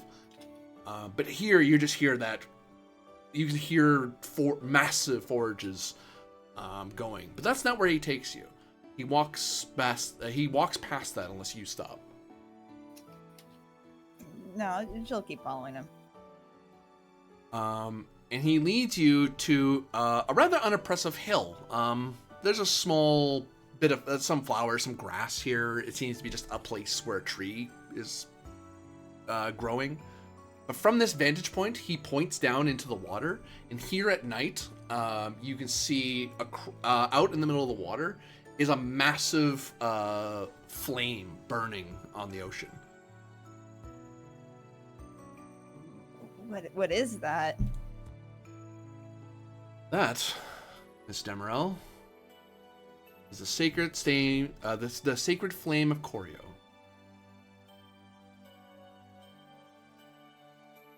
Legend has it that long ago, when the Republic was new, we faced magical forces, sorcerers and mages and dark knights and all that. One of them tried to commit a ritual that would torch this entire hill and turn every canal into oil. And it's as if, from the very stars themselves, the gods reached down and held the spell in place and shoved it into the ocean to smolder. And that there remains the evidence of it. It's not, as much as it looks like it's burning, it's actually a building. A temple of sorts. Huh. That's pretty cool. I guess the city isn't all bad, huh? I mean, it's not you here. Something. Well, supposedly, some people say that the patricians prayed to the gods, so their blood saved us all. But I've heard the tale, when I was much younger, that it was the prayers of the common folk that saved Corio. You notice there's no bridges that lead there, and if you try to get a very fancy boat to go there, you won't find one.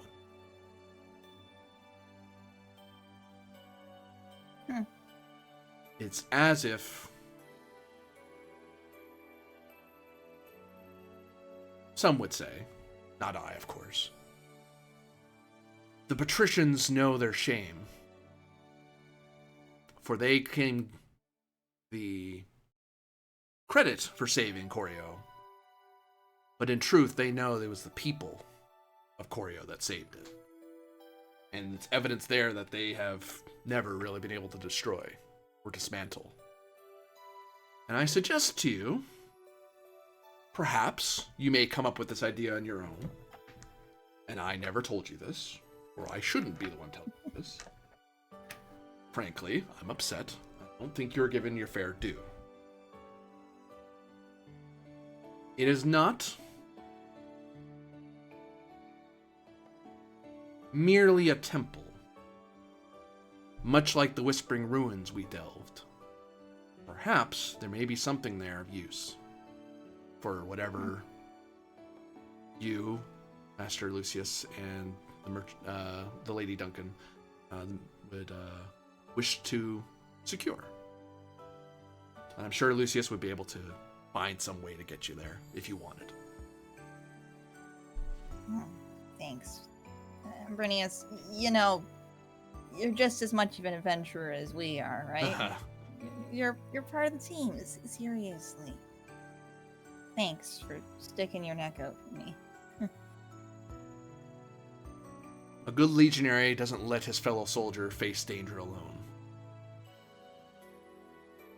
And frankly, I don't think I'd ever stand up to him like that before, but after seeing the sorceress, I think I can stand up to anything with you lot. I really hope we never face her again. It's 7, by the way. Us lowborns use our first names.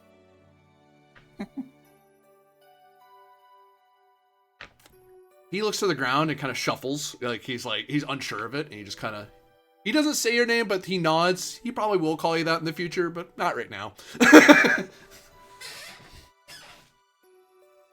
7. Yes, Miss Demeril. Yeah. Oh, that's sweet. Of more Duncan. Oh no. Because you're back, right? Yes, I am. So, as you are escorted by Vibius, who looks more serious than he's ever looked before, like he actually, in the same sort of level of wariness he has when he's in a dungeon. Like he's watching for dangers right now, and he's not saying it, but it's signaling to you you're not safe right now.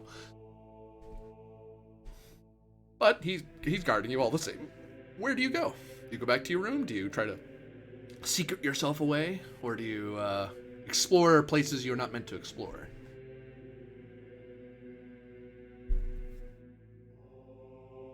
I am not foolish enough to explore a dungeon without the others of the party. And that's what this place feels like. So I don't know if I'll. The thing is, though, I don't want to leave Lucius here unattended, so I'll go back to my room. If crap goes down, hopefully I can hear a commotion and help. Standing outside of your room is Valicius Avantis. Not at the door, he's like on the wall opposite, like he's waiting for you. Which Vibius, it's just kind of, as you turn a corner, you hear him gasp like, oh crap. And he kind of looks to you to see what you want to do, like, he does not look comfortable at all with this encounter. He's not going to run away though, because, again, he's much like Imbrinius, he's not going to let you guys fight on your own. Yeah. I will stiffen for a moment. If he sees me, I'm going to continue straight. If it doesn't look like he sees me, I'm going to see if I can duck away. Insight's part of it. Okay. Because, yeah, I don't really want to deal with this guy alone. Well, you might not want to, but guess what? There he be. Oh boy. Oh dear.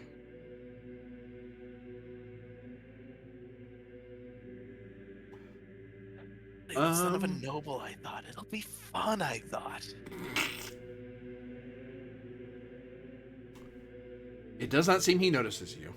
You've noticed him before he saw you. In fact, you probably noticed him before Vibius did. You may have stopped short of turning the corner while Vibius kind of, huh? Oh, what are you stopping for? Oh crap, that's why. And ducks back where you are. And Volus just kind of looks over and, oh, he thought he saw something. That was weird.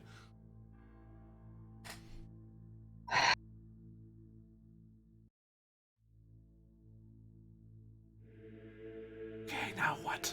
Says Vibius quietly to you.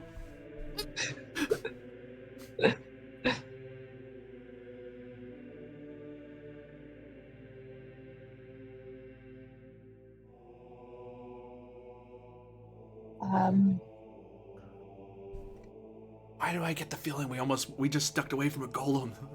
This feels very unnatural. I don't know what's going on here. This place was never this creepy before.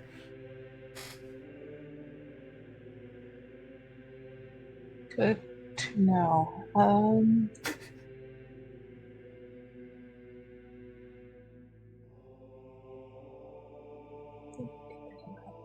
So, so I think instead of going there,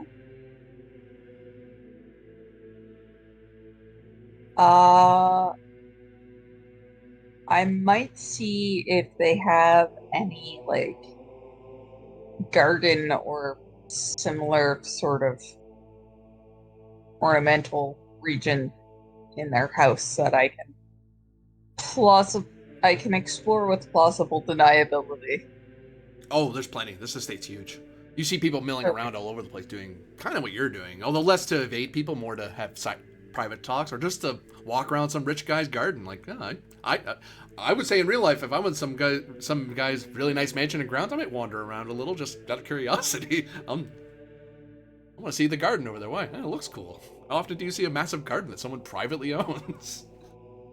Yeah, I'll do that, and I'll investigate what, if any, medicinal herbs they have growing here. Give me another. Actually, I have a travel roll for you because you're walking around. Oh God. More travel rolls. Whoa, Oh my goodness. that was close. Just keep getting so close, just getting jumped. Yeah, you're able to get to the gardens unaccosted. You see a guard notice the two of you. Vibius just gives a wave, and the guard just kind of turns. Oh, waves. Hi, Vibius. And says, "Hi, Vibius. Hi." That guy kind of wanders off to guard some other place, knowing that I could guard some other place because there's already a guard here. It's a guest here. Well, whatever. It's one of our guys is here, so I don't care. Also, they might sneak off to get some food because they want to wait till the kitchen's done. But you can investigate. You can give me an insight roll to investigate the plants here. You might find something of use. Also, you may actually. Can you do your refill of inventory again? Although I think you already did. I'm already full, Okay, yeah. but technically that fires every time I make a travel roll. Oh, 2 travel rolls happen, so yeah. But I'm already full, so Yeah. You can't overblow, thankfully, for my sake. so yes, I think this makes sense as an inspect roll, so I will roll that. You see a lot of ornamental plants, which no surprise. You do see some herbs here, herb gardens and such. And you see some plants you don't recognize. They don't look ornamental. They do look like they have a purpose, but you're not without experimenting on them, you don't know precisely what they would do. There's something from Coriastellum in particular. I'll ask Vibius about them. See if he knows. Lucius Avantis, give me insight. He's because Vibius is your agent, as it were. So if he knows anything, it's because you told him. Actually, this will be a recall roll. Come on. Well, that is something. You know, if you miss Duncan, I don't really know. I do know it's not.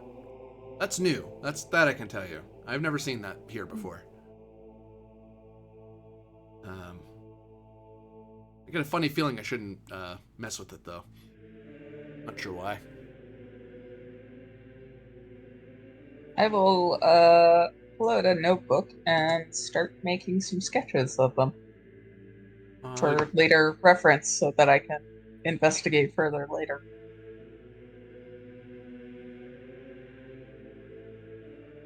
Give me a Dexus part of it, as you're trying to draw it very accurately. I think this makes sense as a craft roll, so I'm going to roll it as craft.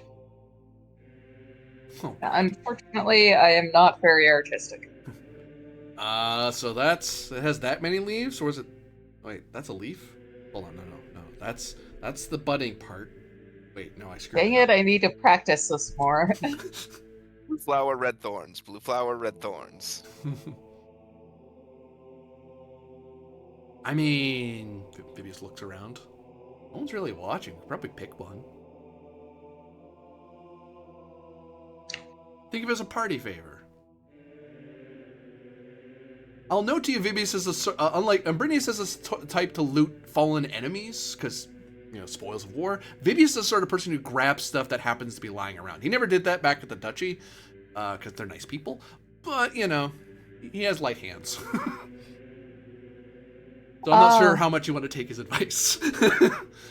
I will God. refrain for now. I don't want to risk pissing off the guy with villain energy. But for now, God, don't put Seven and Vibius together ever. Why? We're due and watch hijinks ensue. Yeah, I was gonna say they will take everything that is not nailed down. They told me not to nail down those nails, but So Lucius Avantis, you are in the sole presence of one of the most powerful people in all of the Noble Republic. And regale us a bit about your relationship once more, because we've learned a little bit about it, but this is his family, his father. yeah, I mean, it's always been distant. It's always just been, as you saw it, Volusius was the one sitting next to my father the whole night, and I was down here with, with my friends, probably again, as my father probably saw it, playing soldier, which is what I've always done, like ever since I was a kid, just playing soldier. Unlike your brother, who has Is many achievements. actually, yeah. I've always just been a child playing soldier. Come here, child. He waves at you as he steps away from the two, as the tables are cleared away and it's starting to be made into his normal audience chamber. His big plush chair isn't here right now, and he doesn't need one. But Yes, Pater. what are you doing here? You go off saying you're going to be a quaestor, and now you're back inside of a year. I come bearing a diplomatic note from the Duchy of Wokomal. You what? Me and my band have been to the Duchy, and we have done great deeds there. And as such, the Duchy has seen it fit to consider receiving an official diplomatic attachment from Corio. And what possible deed could you have achieved? We expunged the Dark Lord. I'm sorry, you'll have to speak in a civilized way. What are you talking about, child?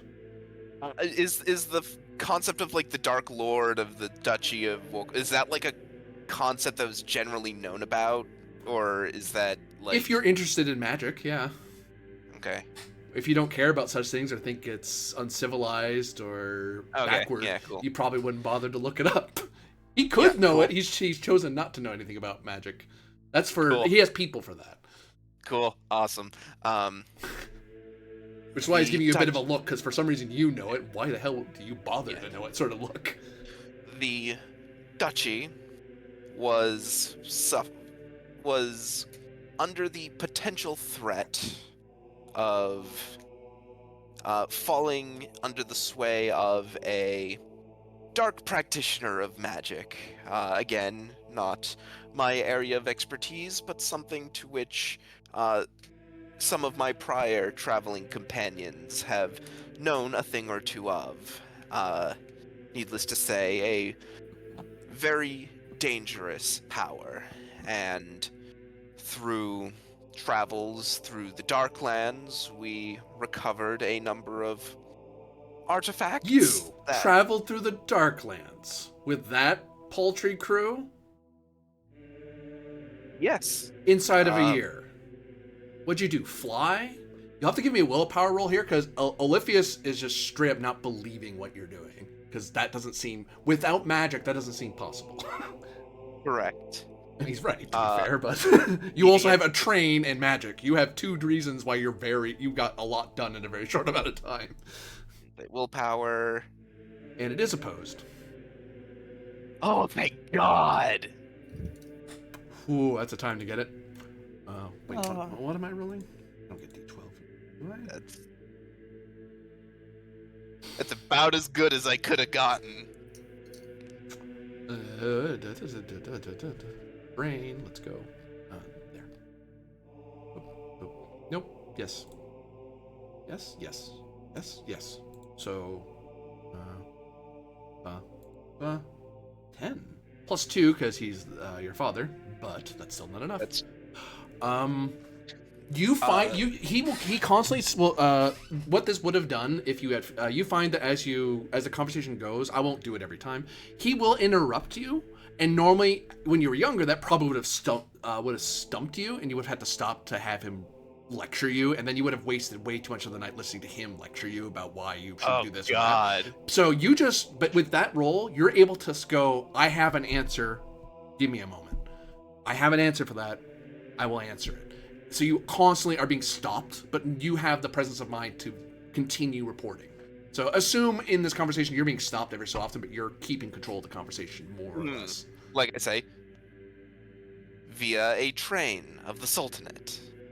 You know, we had a map that enabled us easier navigation.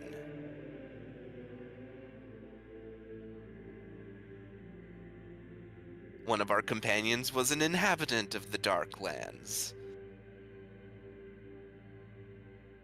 And at some point he will produce, because we did get like a letter, right? Mm-hmm. With the... Because the Duke knows you need it. Yeah, and yeah, he shows his father the seal on it. He doesn't open the letter just yet, but he hold up the scroll. Yeah, he holds up the scroll with the seal on it. Huh. The young Duke wants to actually bother to treat with us. Oh, how magnanimous of him.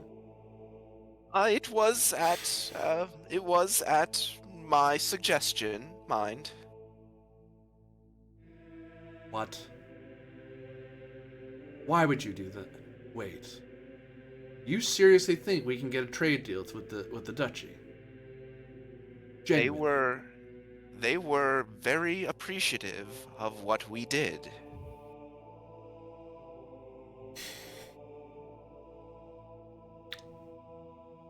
Give me another willpower roll. You have +2 because you were able to stand your ground and explain to him what happened. This is convincing him to help you with this at all or take it seriously. Because there's a reason as we've learned before, the Duchy and the Republic have had strained relations, and the Duchy's always rebuffed you. And for some reason, you've done it. He's not sure he wants to do this, but you want to do it, so you might be able to get him to agree with you. 16. Damn! 16 will do it. Oh. Rolling fire.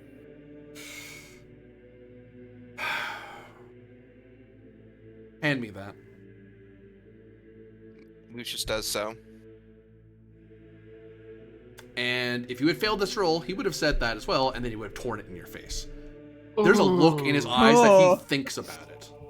And you see a twitch in his hands like he almost wants to tear this up. But as prideful as he is, you look like you're serious. You're not shying from this. This is something you spent quite a bit of time discussing with others, exactly how it should be worded. And he actually opens it and reads it. And, once it looks like he's getting towards the end, where there's the wrap-up, Lucius will say, of course, it will be a slow process. Diplomacy always is, but it is a start and a foot in the door, which is more than we've ever had with the Duchy before.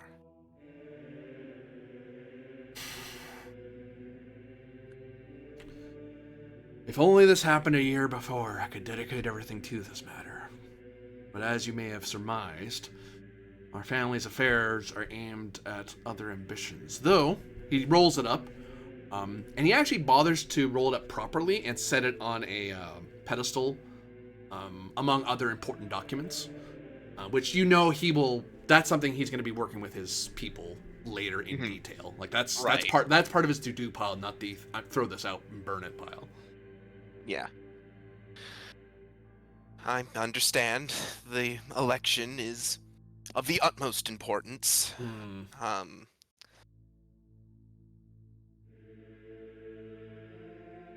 Do you see yourself the diplomat extraordinary on this, or are you willing to give that to someone else? Are you willing to set aside your quaesting?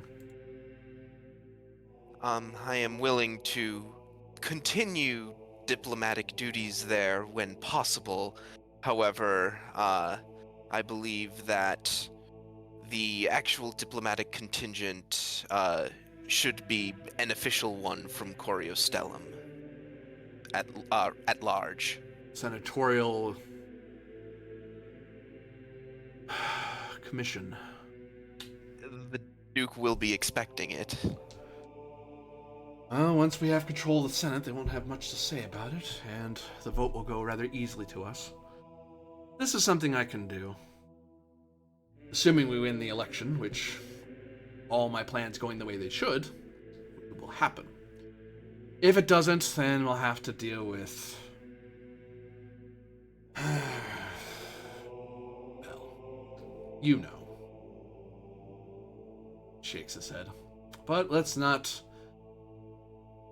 deal with the Valorous if we don't have to. That is a pain in my side. Lucius doesn't say anything, of course, but what is he talking about? What? You can give me insight +2 because you're from here.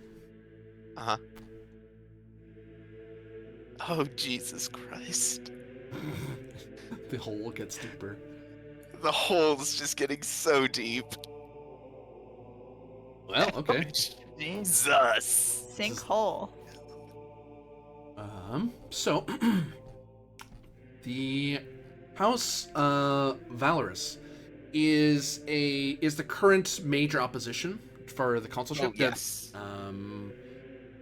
They are a very conservative and they're the safe option. I think we've gone over this before, but Yeah, we did go over this. That they're the safe option. They've had consulship before, like. And with that higher role, I'll highlight that their biggest supports comes from the military. There's a lot of generals that like them. The country nobility, as it were, people far away from Corio, support them a lot because if we're not at war all the time, we don't have to worry about our border forts, so we live happily. Conservative faction likes them, obviously. And also the religious institution. Those of the Sacred Flame favor them greatly because the path of the Sacred Flame is about protecting Corio and the people of Corio. And cough, wink, nudge, the patricians as well. But, you rolled high enough that you kind of know the same story that Imbrinius does. It's just not... That's a story you don't really say aloud around other patricians, because that's a story that either makes the patricians out to be heroes or people who fail to protect Corio. And it required a god to save them. It is not a story the patricians would tell you. Yeah!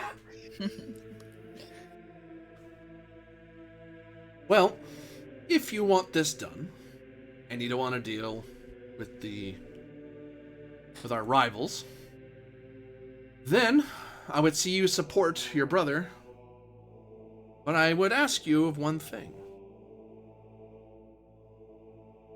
If you truly have achieved all that you have, what have you mastered in your life? What I have mastered?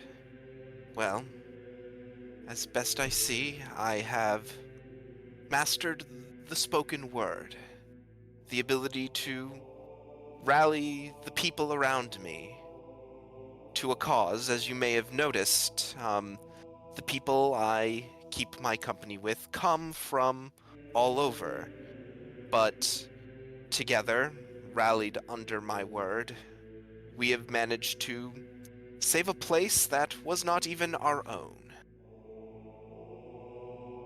And so that makes you a Master Orator? Yes, that is the class that Lucius has managed to master. Olivius gives you a look of surprise, and then he laughs. I imagine he doesn't laugh very often. He does not. And you get the feeling for once, the few times he laughs, he isn't laughing at you. He's just laughing in utter shock. And then he stops laughing. It takes a bit. Even wipes a tear from his eye. Huh. My youngest goes off on a quest to embolden himself, to sharpen his steel. What does he come back as? An orator. How you manage to do that, fighting demonic forces and meeting with foreigners, it's just... Oh, that hurts the mind. But I can see it. The way you speak, the way you dare to think you know what's good for this republic. Only an orator would dare. Alright. Fine, boy. You've managed to earn yourself something. You want to make yourself useful? You want to serve the house's ambitions? Or do you have some other plan in mind to grab at suddenly, other than this diplomatic affair, of course? Because that will have to wait, I can tell you now. Well, as it stands, me and my fellows are still coming to terms with the new status quo here in Coriostellum. Even myself, as familiar as the city has always been, much has changed since I left, and I am still adjusting. It has only been a matter of hours. Well, is that you saying you want to enjoy a bit of luxury and decadence in true Coriostellum style, or do you want to actually get some work? Because I can get you work. There's plenty to be done, but I will admit, for all that you've done, I'm willing to let you enjoy the golden harvest, the golden week, and an indulgence I'll allow for my youngest child. But you want more. You want to show your ambition much as your brother. I can give you something. Or I can wait a week. It's up to you. He folds his arms. Thank you, Pater. I will inform you of my decision. You're gonna make me wait. Until when shall you deign to inform your father of what you intend? Noonday tomorrow. Very well. Noonday tomorrow, young man. And he walks away. There's something to that laugh that feels off. You're not sure what it is.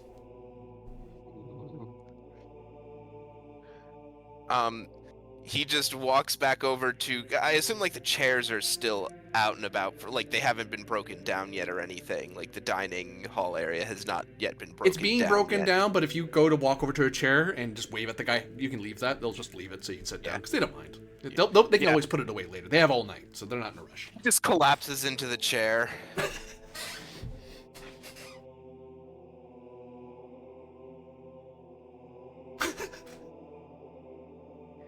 Shinji chair? Yeah, Shinji chair. Yup. Mm-hmm. He sits like that for a few minutes and then pulls himself to his feet and goes for a walk around the estate, just taking it all. Oh no. Volusius eventually comes, so he's walking the same way where you pass each other. You just kind of blink like, oh, well, that was fast. Have you seen the merchant Duncan? I was waiting outside a room, but she hasn't shown up yet.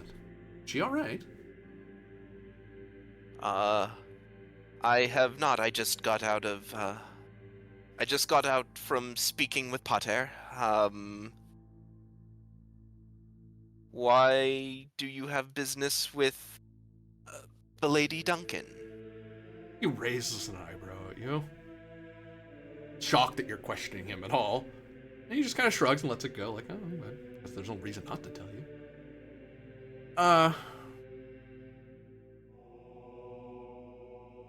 Father has asked me to break tradition a bit and look for prospects outside of the patricians to bring in new blood into the Republic, so...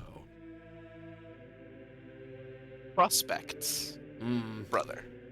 Yes, apparently he was reminding me of how he met Mother when he was my age, and oh, what a whirlwind romance it was. Battles on the field. He waves his hand, and so on. Lucius just starts to bristle. Yeah. I see. Yeah. He was 5 years my senior, but, father, no sense correcting him. But hey. I figure... How often do you meet a master merchant from the Isles? I'm not saying for you to do anything yet, obviously. I don't even know if she's interested in such things. For all I know, she's into flowers, not trees, and I'm not one to fault someone for that. So. But if you hear word, and if you can arrange such a meeting subtly, please, I'd appreciate it. Unless you and her are, I don't want to... No.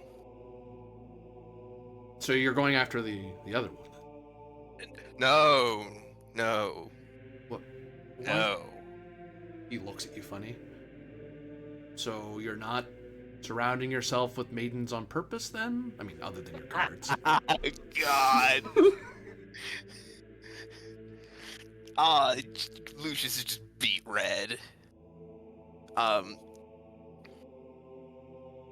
It is some circumstance. The company that I happen to find myself in, Huh. Next, you're gonna tell me you found yourself a sultanate, harem. He slaps you on the shoulder. Oh, well. Have a good night. Lucius just walks. Lucius just storms down the hall, comes to like a metal vase at like the corner, just kicks it over, and just goes, "I'm not picking that back up." And he storms back off and just continues storming around. He is now in a foul. He was in a great mood before. Now he is in a foul mood. As a servant kind of waits for you to go away, looks at the vase. Aw, I have to clean that up now. God. But they made sure you went away because they're not trying to guilt you. I'm just letting you, the player, know. Yep. God. Oh, Jesus Christ. I was worried that was what this was about. Oh, God. Hey, your travel went okay. Nothing bad happens to you tonight. Yep, I don't get jumped. So, when do more Duncan and Zevin and Lucius all gather together once more? In the morning? In the noon hour? Presumably in the morning, because...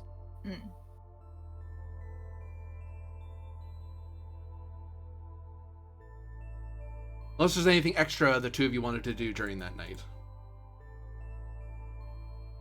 Brittany serves Lucius, not Zevin.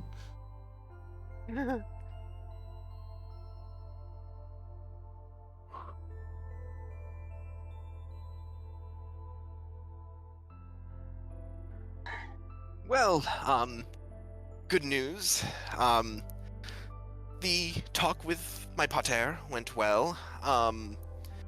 It would appear that he is seriously considering petitioning the Senate to send a diplomatic contingent to the duchy per our mission.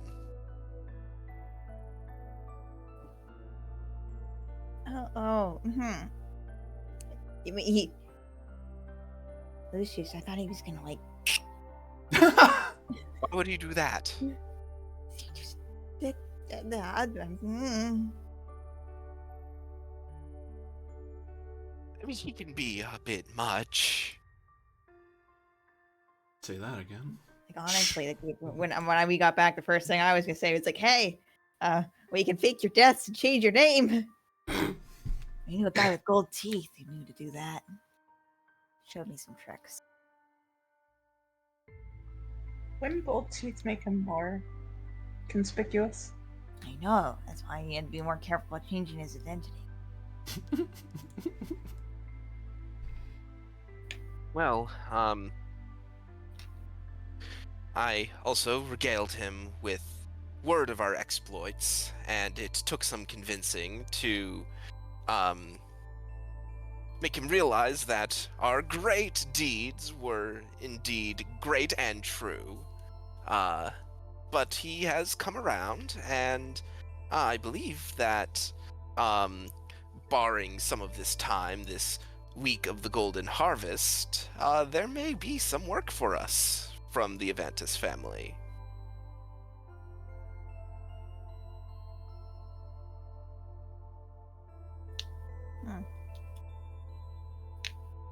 So, That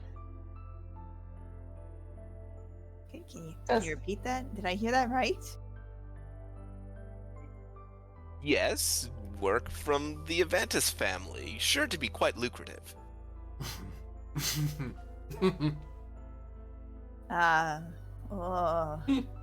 Like he offered me a job. You saw that, but I don't know.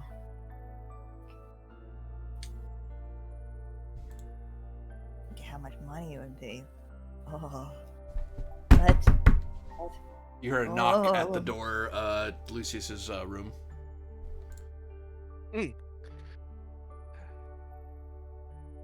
Enter? A guard steps in.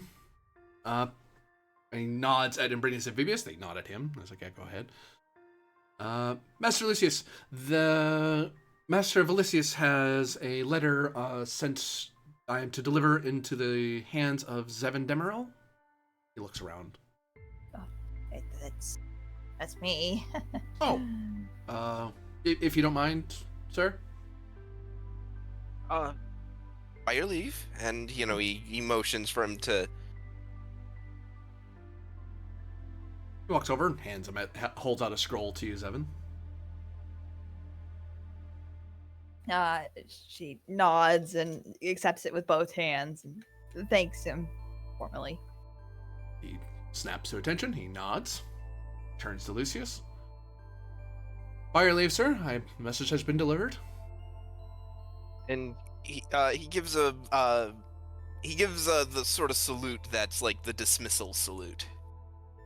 He nods and does another hello again to Vibius and Brinius. It's like, hey, I know you guys. Good for you. You got the good job. Yeah. I get to run around handing messages, which, safe work, but you're getting the cool stuff. You're getting to get glory. Good for you guys. Yeah, these two are going to become legends among the guards. Yeah. God, the stuff they've seen for people and still manage to still live to talk about it later. What level are you? Oh, we're still level 1. What? Yeah, a lot's happened. Yeah, look. That's not fair. They're probably level 5. Yeah, they just happen to be hanging out with a couple level 30 guys. Yeah. Power leveling, woo. Right, yeah. What's in that scroll? It's a bomb, no. Anthrax. Obviously anthrax. Anyways. Ooh. You see a commission for a project. He wants you to make him a Magitech cannon that can slay fire beasts and can be used by someone who isn't necessarily a gunslinger type person. So it's meant to be to give it an extra bit of buff to give it an extra like +1 or +2 to it to make it that extra stronger. But it's basically what amounts to a flame bane weapon. With as high quality as you can, he is willing to front 10,000 zenith. Ooh. 10? Yep. And whatever you have left over, you can hang on to. But he assumes some of that's going to go to labor and supplies and stuff. Because you just learned from reading this, he's no tinkerer, he's no alchemist, he doesn't know how much this costs. He just knows it's expensive to do a project. And he's going to throw money at it. So he just said 10k should do it, right? It's like that will, yeah. Oh. Normally one haggles over such things like you guys do. and Lucius just says, see, that's not even what I was thinking of, but there you go. Work. Fair warning to you, though, and I will remind you from the villainous order you gave from, though villains can turn good, that is possible in this world. If you end up fighting him and you give him this, he will have that weapon to use against you. So just a bit of a friendly warning. Oh. That said, you could sabotage it and give him a credit gun, but if he's your ally, that's a bad thing. If he's your enemy, that's a good thing. Not like he knows. She just doesn't say anything. She just turns the scroll around to show everyone else. Holy crap, says Vivius. And Brainius just kind of swats at him like, shut it. Things are back to how they should be. Yeah. Alright, what do I do?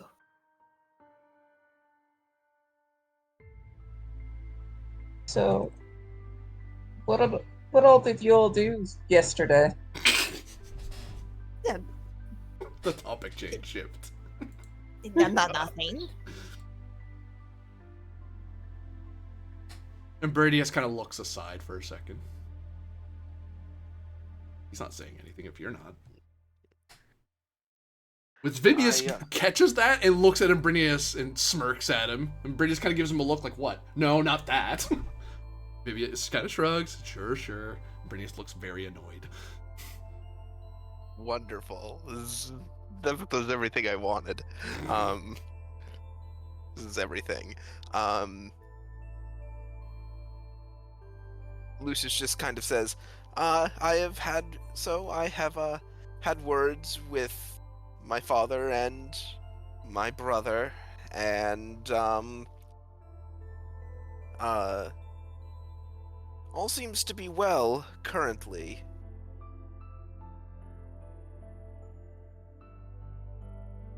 That's good. Aren't they doing some sort of weird, crazy political mover?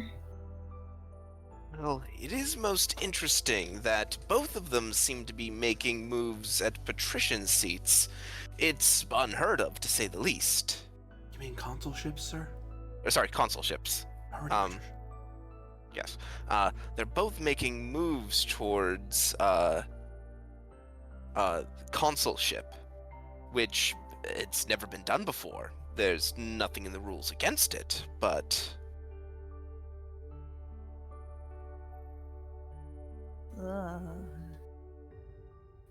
Something in my gut saying that things are going odd.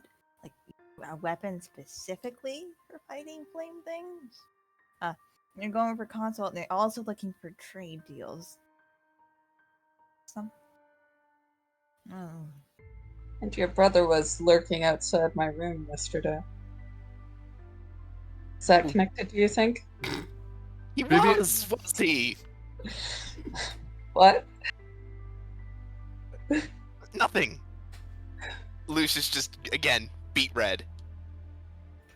Vibius, teasing attention, looks away from Marinus. It looks at Lucius, and now he's just straight up puzzled. And he looks at you more, Duncan, like, I don't know what this is about. I'm confused.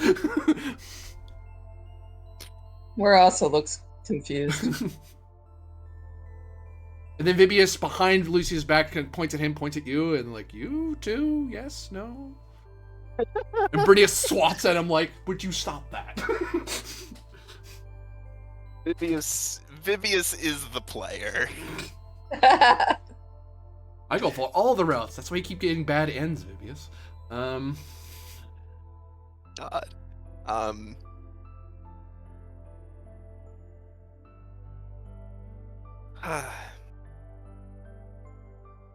Yes. I think I may know what that's about. I believe that my brother wished to speak with you.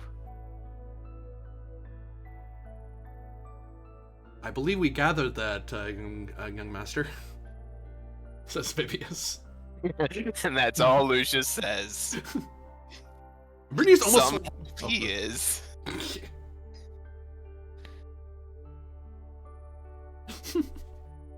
This is so much.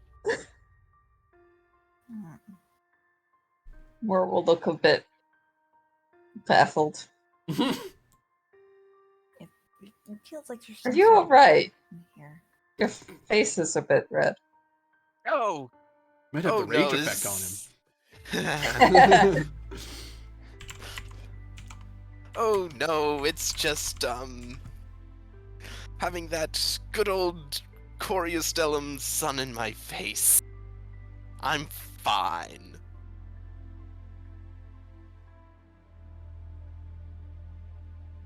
All right, enough playing matchmaker. Let's go back to Saturday. Okay, so we got 3 things to talk about. Your father, he's looking to hire you for work, something that's never ever, as far as I'm aware, ever happened. You got a trade deal or something like that in progress, and I've been hired to make this specifically. There's also that stuff going on up north. Stuff going on up north. Remember that the stuff in the mountain, the people going out there and never coming back? I don't think you guys told Lucius about this yet. Nope. He doesn't know. Oh. You guys went out to town and got back like just as the party was gonna get started. So we didn't have time to talk about any of this. You guys found all this stuff that points at my family being a bunch of suspicious, like, villains, and you didn't tell him. Truth. Yeah, I will dawn this upon Moore and Zevin, where it's like, oh, you both learned of it from different ways, but you both learned of it, and it's dawning on you. Lucius is genuinely seems surprised by any of this information. Like, he doesn't know. So listen. I went down the city, and I was looking around. And we've been hearing stories. There's this guy who's gotten put in charge of the expedition deal, and apparently people ain't coming back. Something up there. That's part of the reason why I said, yeah, let's go this way. You know, scoundrel in need, scoundrel and generally not in deed, but trustworthy is not always. But anyways, there's something going on here, and I'm wondering about who's tangled up in what.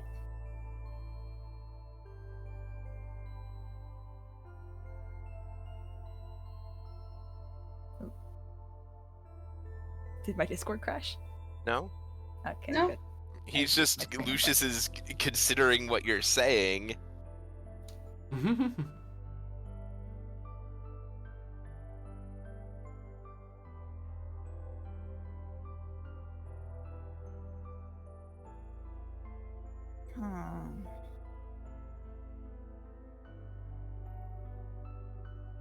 You think that my family is up to something nefarious?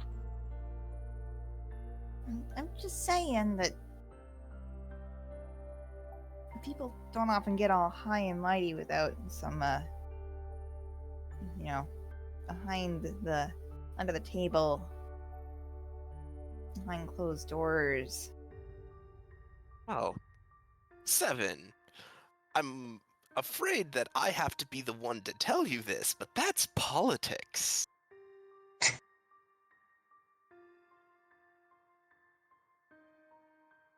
Oh, listen, just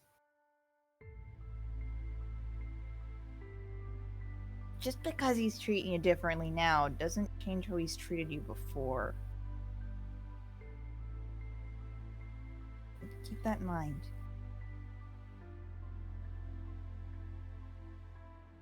Hmm.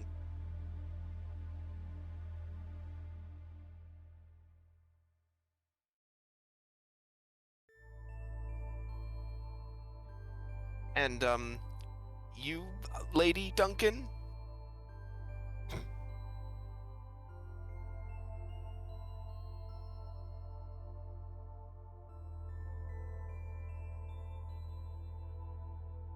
What about me? Your thoughts? Oh.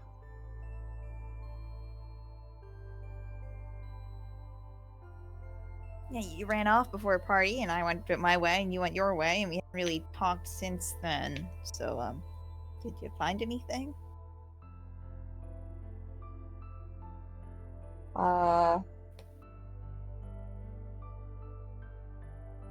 Fortunately, I was able to get resupplied in the market while I was here. Otherwise,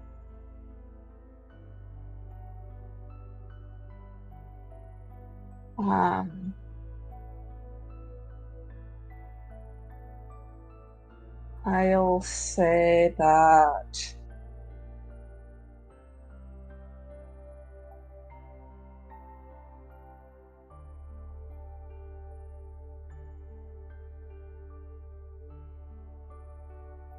you can tell a lot about the measure of people from the manner of those they hold power over when they're present.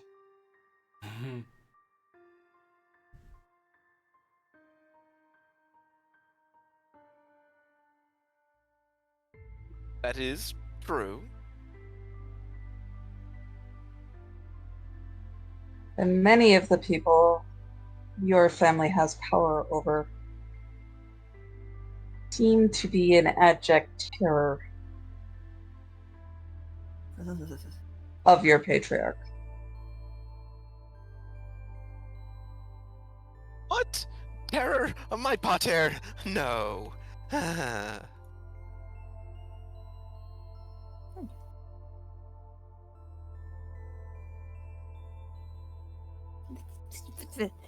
Your father said you owned me.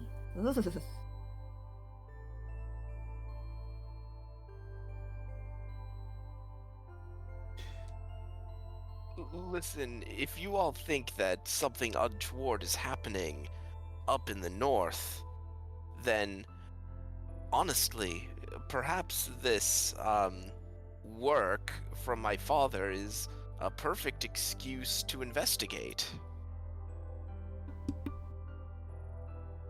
That's true.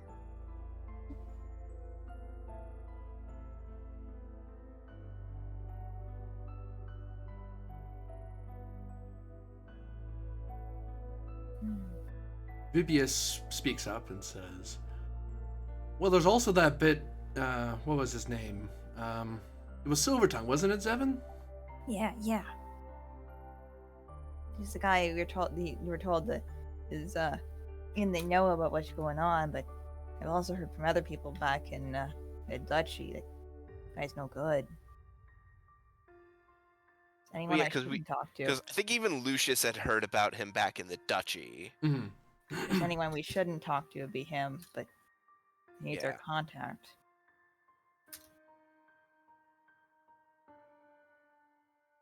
Umbrinius gives you Zevin a knowing look, and looks out to the window toward the ocean, but he doesn't speak out of turn. Right.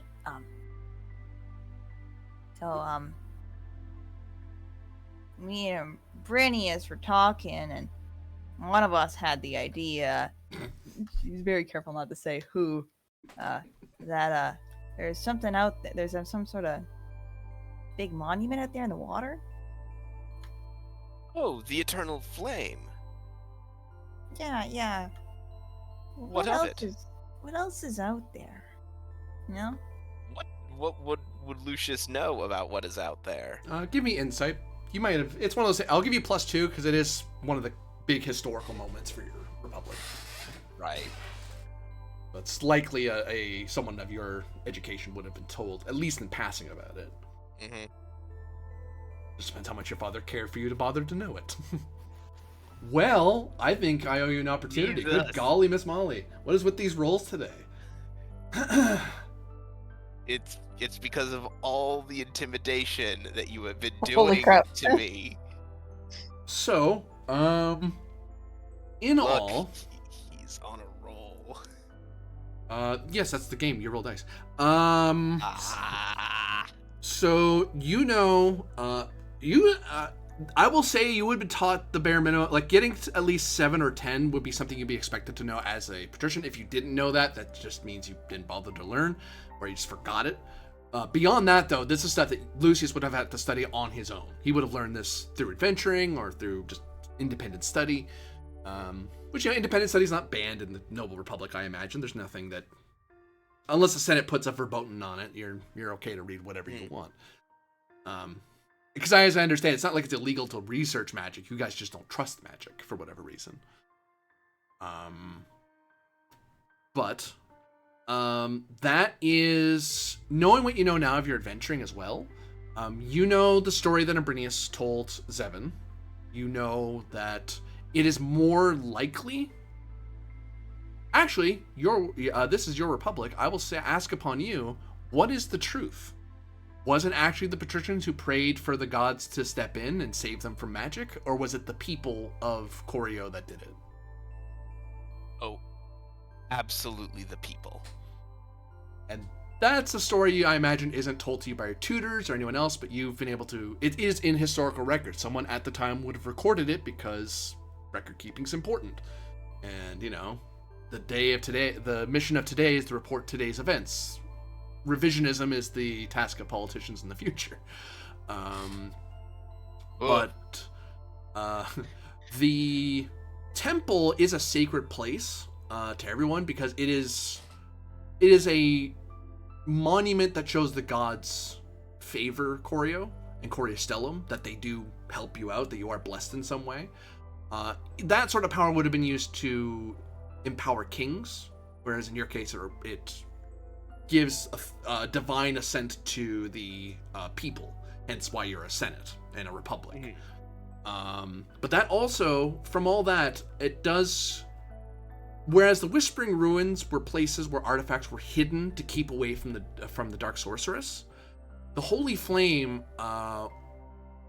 according to the few magicians that have ever come into Corio, is a place that has formed its own sort of gateway into the divine. The flame is a marker of a path, not a dungeon per se, but a vault, a reliquary of divine nature that some say that if one were to brave the trials that lay within it, one may be able to receive the true gift of the gods that was meant for Corio. Not the mere protection was a sign that none have ever answered.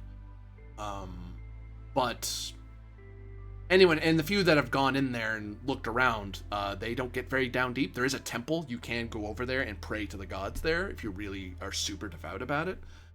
Or if you just want your third son to have something good to do that's prestigious, send them off to be a priest. It's a good place to learn to be a spiritualist or an arcanist. Which, as you know, your Republic isn't a fan of that, but it's a place you could do it. It's one of the few places you can learn magic. And even the priesthood, the only people who know really, and the priesthood knows of a way, because you got that higher roll, they know of the way to go down and how to open the door. There's a certain ritual you're supposed to do to acknowledge that you are of Corio. You are on a holy quest. You wish to enter to embrace the trials. People have tried to break in. There's a way to do it without the priest's help. It's dangerous because you basically get into a boss fight with the door, because the door is magical and will attack people. But if you're going down there, it just opens up into this massive complex. The priests have only gone down a couple of floors, but not very deep. It's very dangerous. Not meant. I would say it would be not meant for anyone level 10 or lower. Like, they would be crushed if they tried to go in there. Especially if they broke in. If they broke in, the level of the whole place goes up by 5, because now every friggin' piece of furniture wants to kill you. Right. Okay. I don't think I'm gonna really want to ask information on that, just because that was so. You got 18. It was I can't think. Yeah, I got so much info out of that. I think, guys, I think I might want to set the clock back on the Sultanate, because that's starting Probably a to good idea. tick. That's So you want to wind back the clock of the Sultanate's problem? yeah. Almost like the folks in the Sultanate are taking notice of the political movings across the sea, which is distracting them from their own stuff. That makes sense, especially given what you're reading about. Maybe they want to find a way to get in there, so some of their best dungeon delvers are like, maybe we should spend some money trying to figure out if we can break in there or not. Which is pulling away from their big project. Fair enough. Cool. Indeed. There might be, it might be for our best interests to explore this place. It would indeed be, a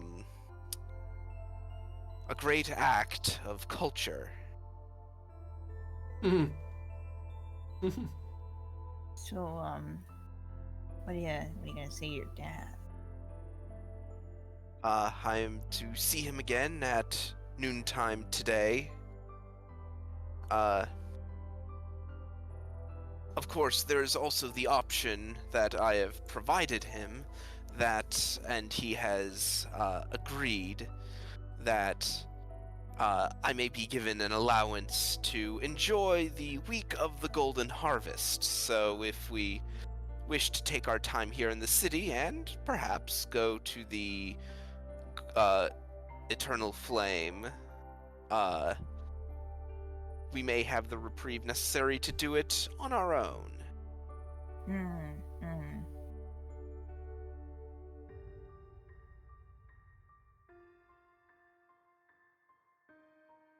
Yeah, that sounds good.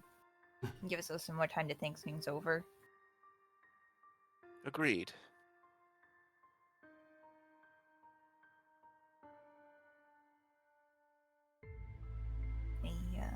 Any objections? Or... Lucius looks to Moore.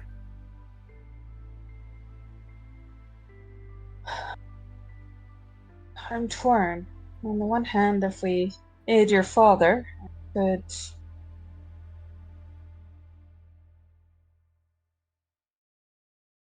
potentially open doors that would not otherwise be opened. On the other hand, as you pointed out, Seven, having added time would not be a bad thing right now. Not sure. Well, as I say, we need more information, and time will bring us information. That's true.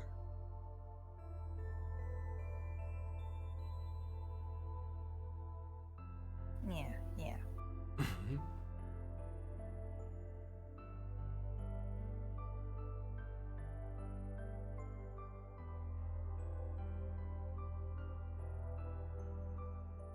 So, I'm gonna, if he's waited so long to commission someone, I can use this time in the we're exploring the sacred flame for some inspiration. Quite.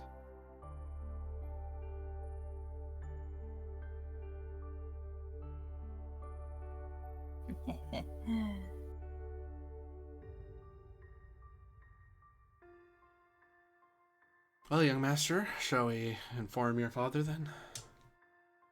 Maybe not all of it, shall. maybe not all of it, but, you know. I believe that would be good for the best.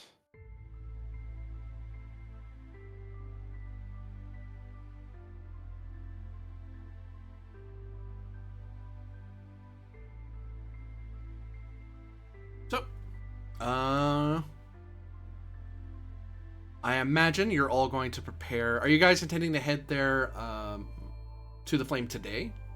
Or are you going to spend a rest period to take a camp action and prepare for tomorrow?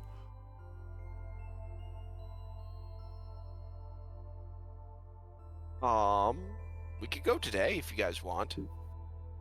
Sure. Yeah, let's sniff around, see if we figure out how to get there and all that. So, Lucius, I imagine you go to see your father? Mm-hmm. Do you bring Vibius and Brinius along? Right now, the house is in normal order, so it shouldn't be as dangerous for people to move around anymore. Yeah. He'll have the two of them stand outside of whatever chamber I'll be meeting him in. Okay.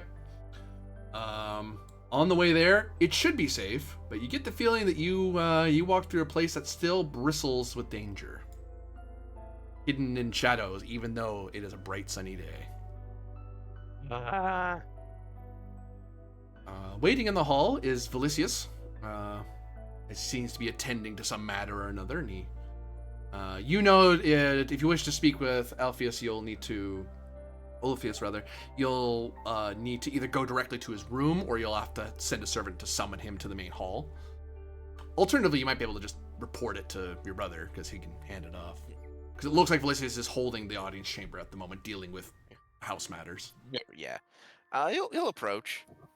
Oh, Volusius, brother. brother. Good morning. Or I suppose noon now it's getting to. Yes. Also, quick question out of character. So, Seven, are you doing the gun project?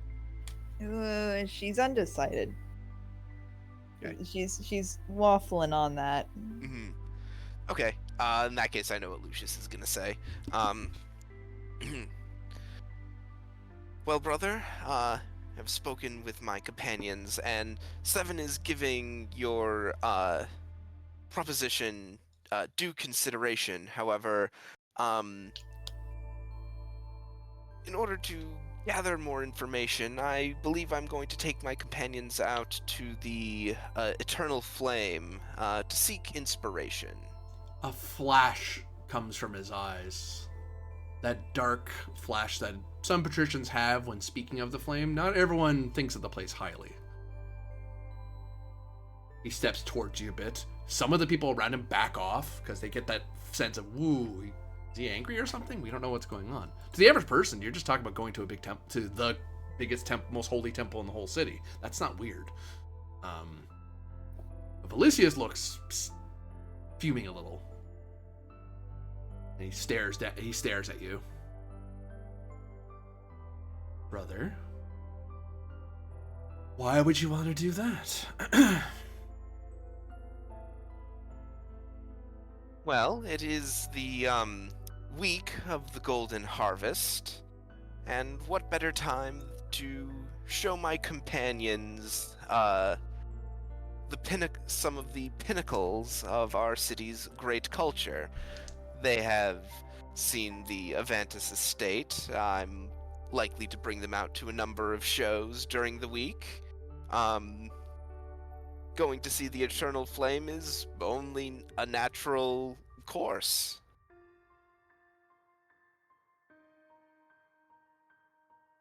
I never knew you to be a spiritualist, brother. Or to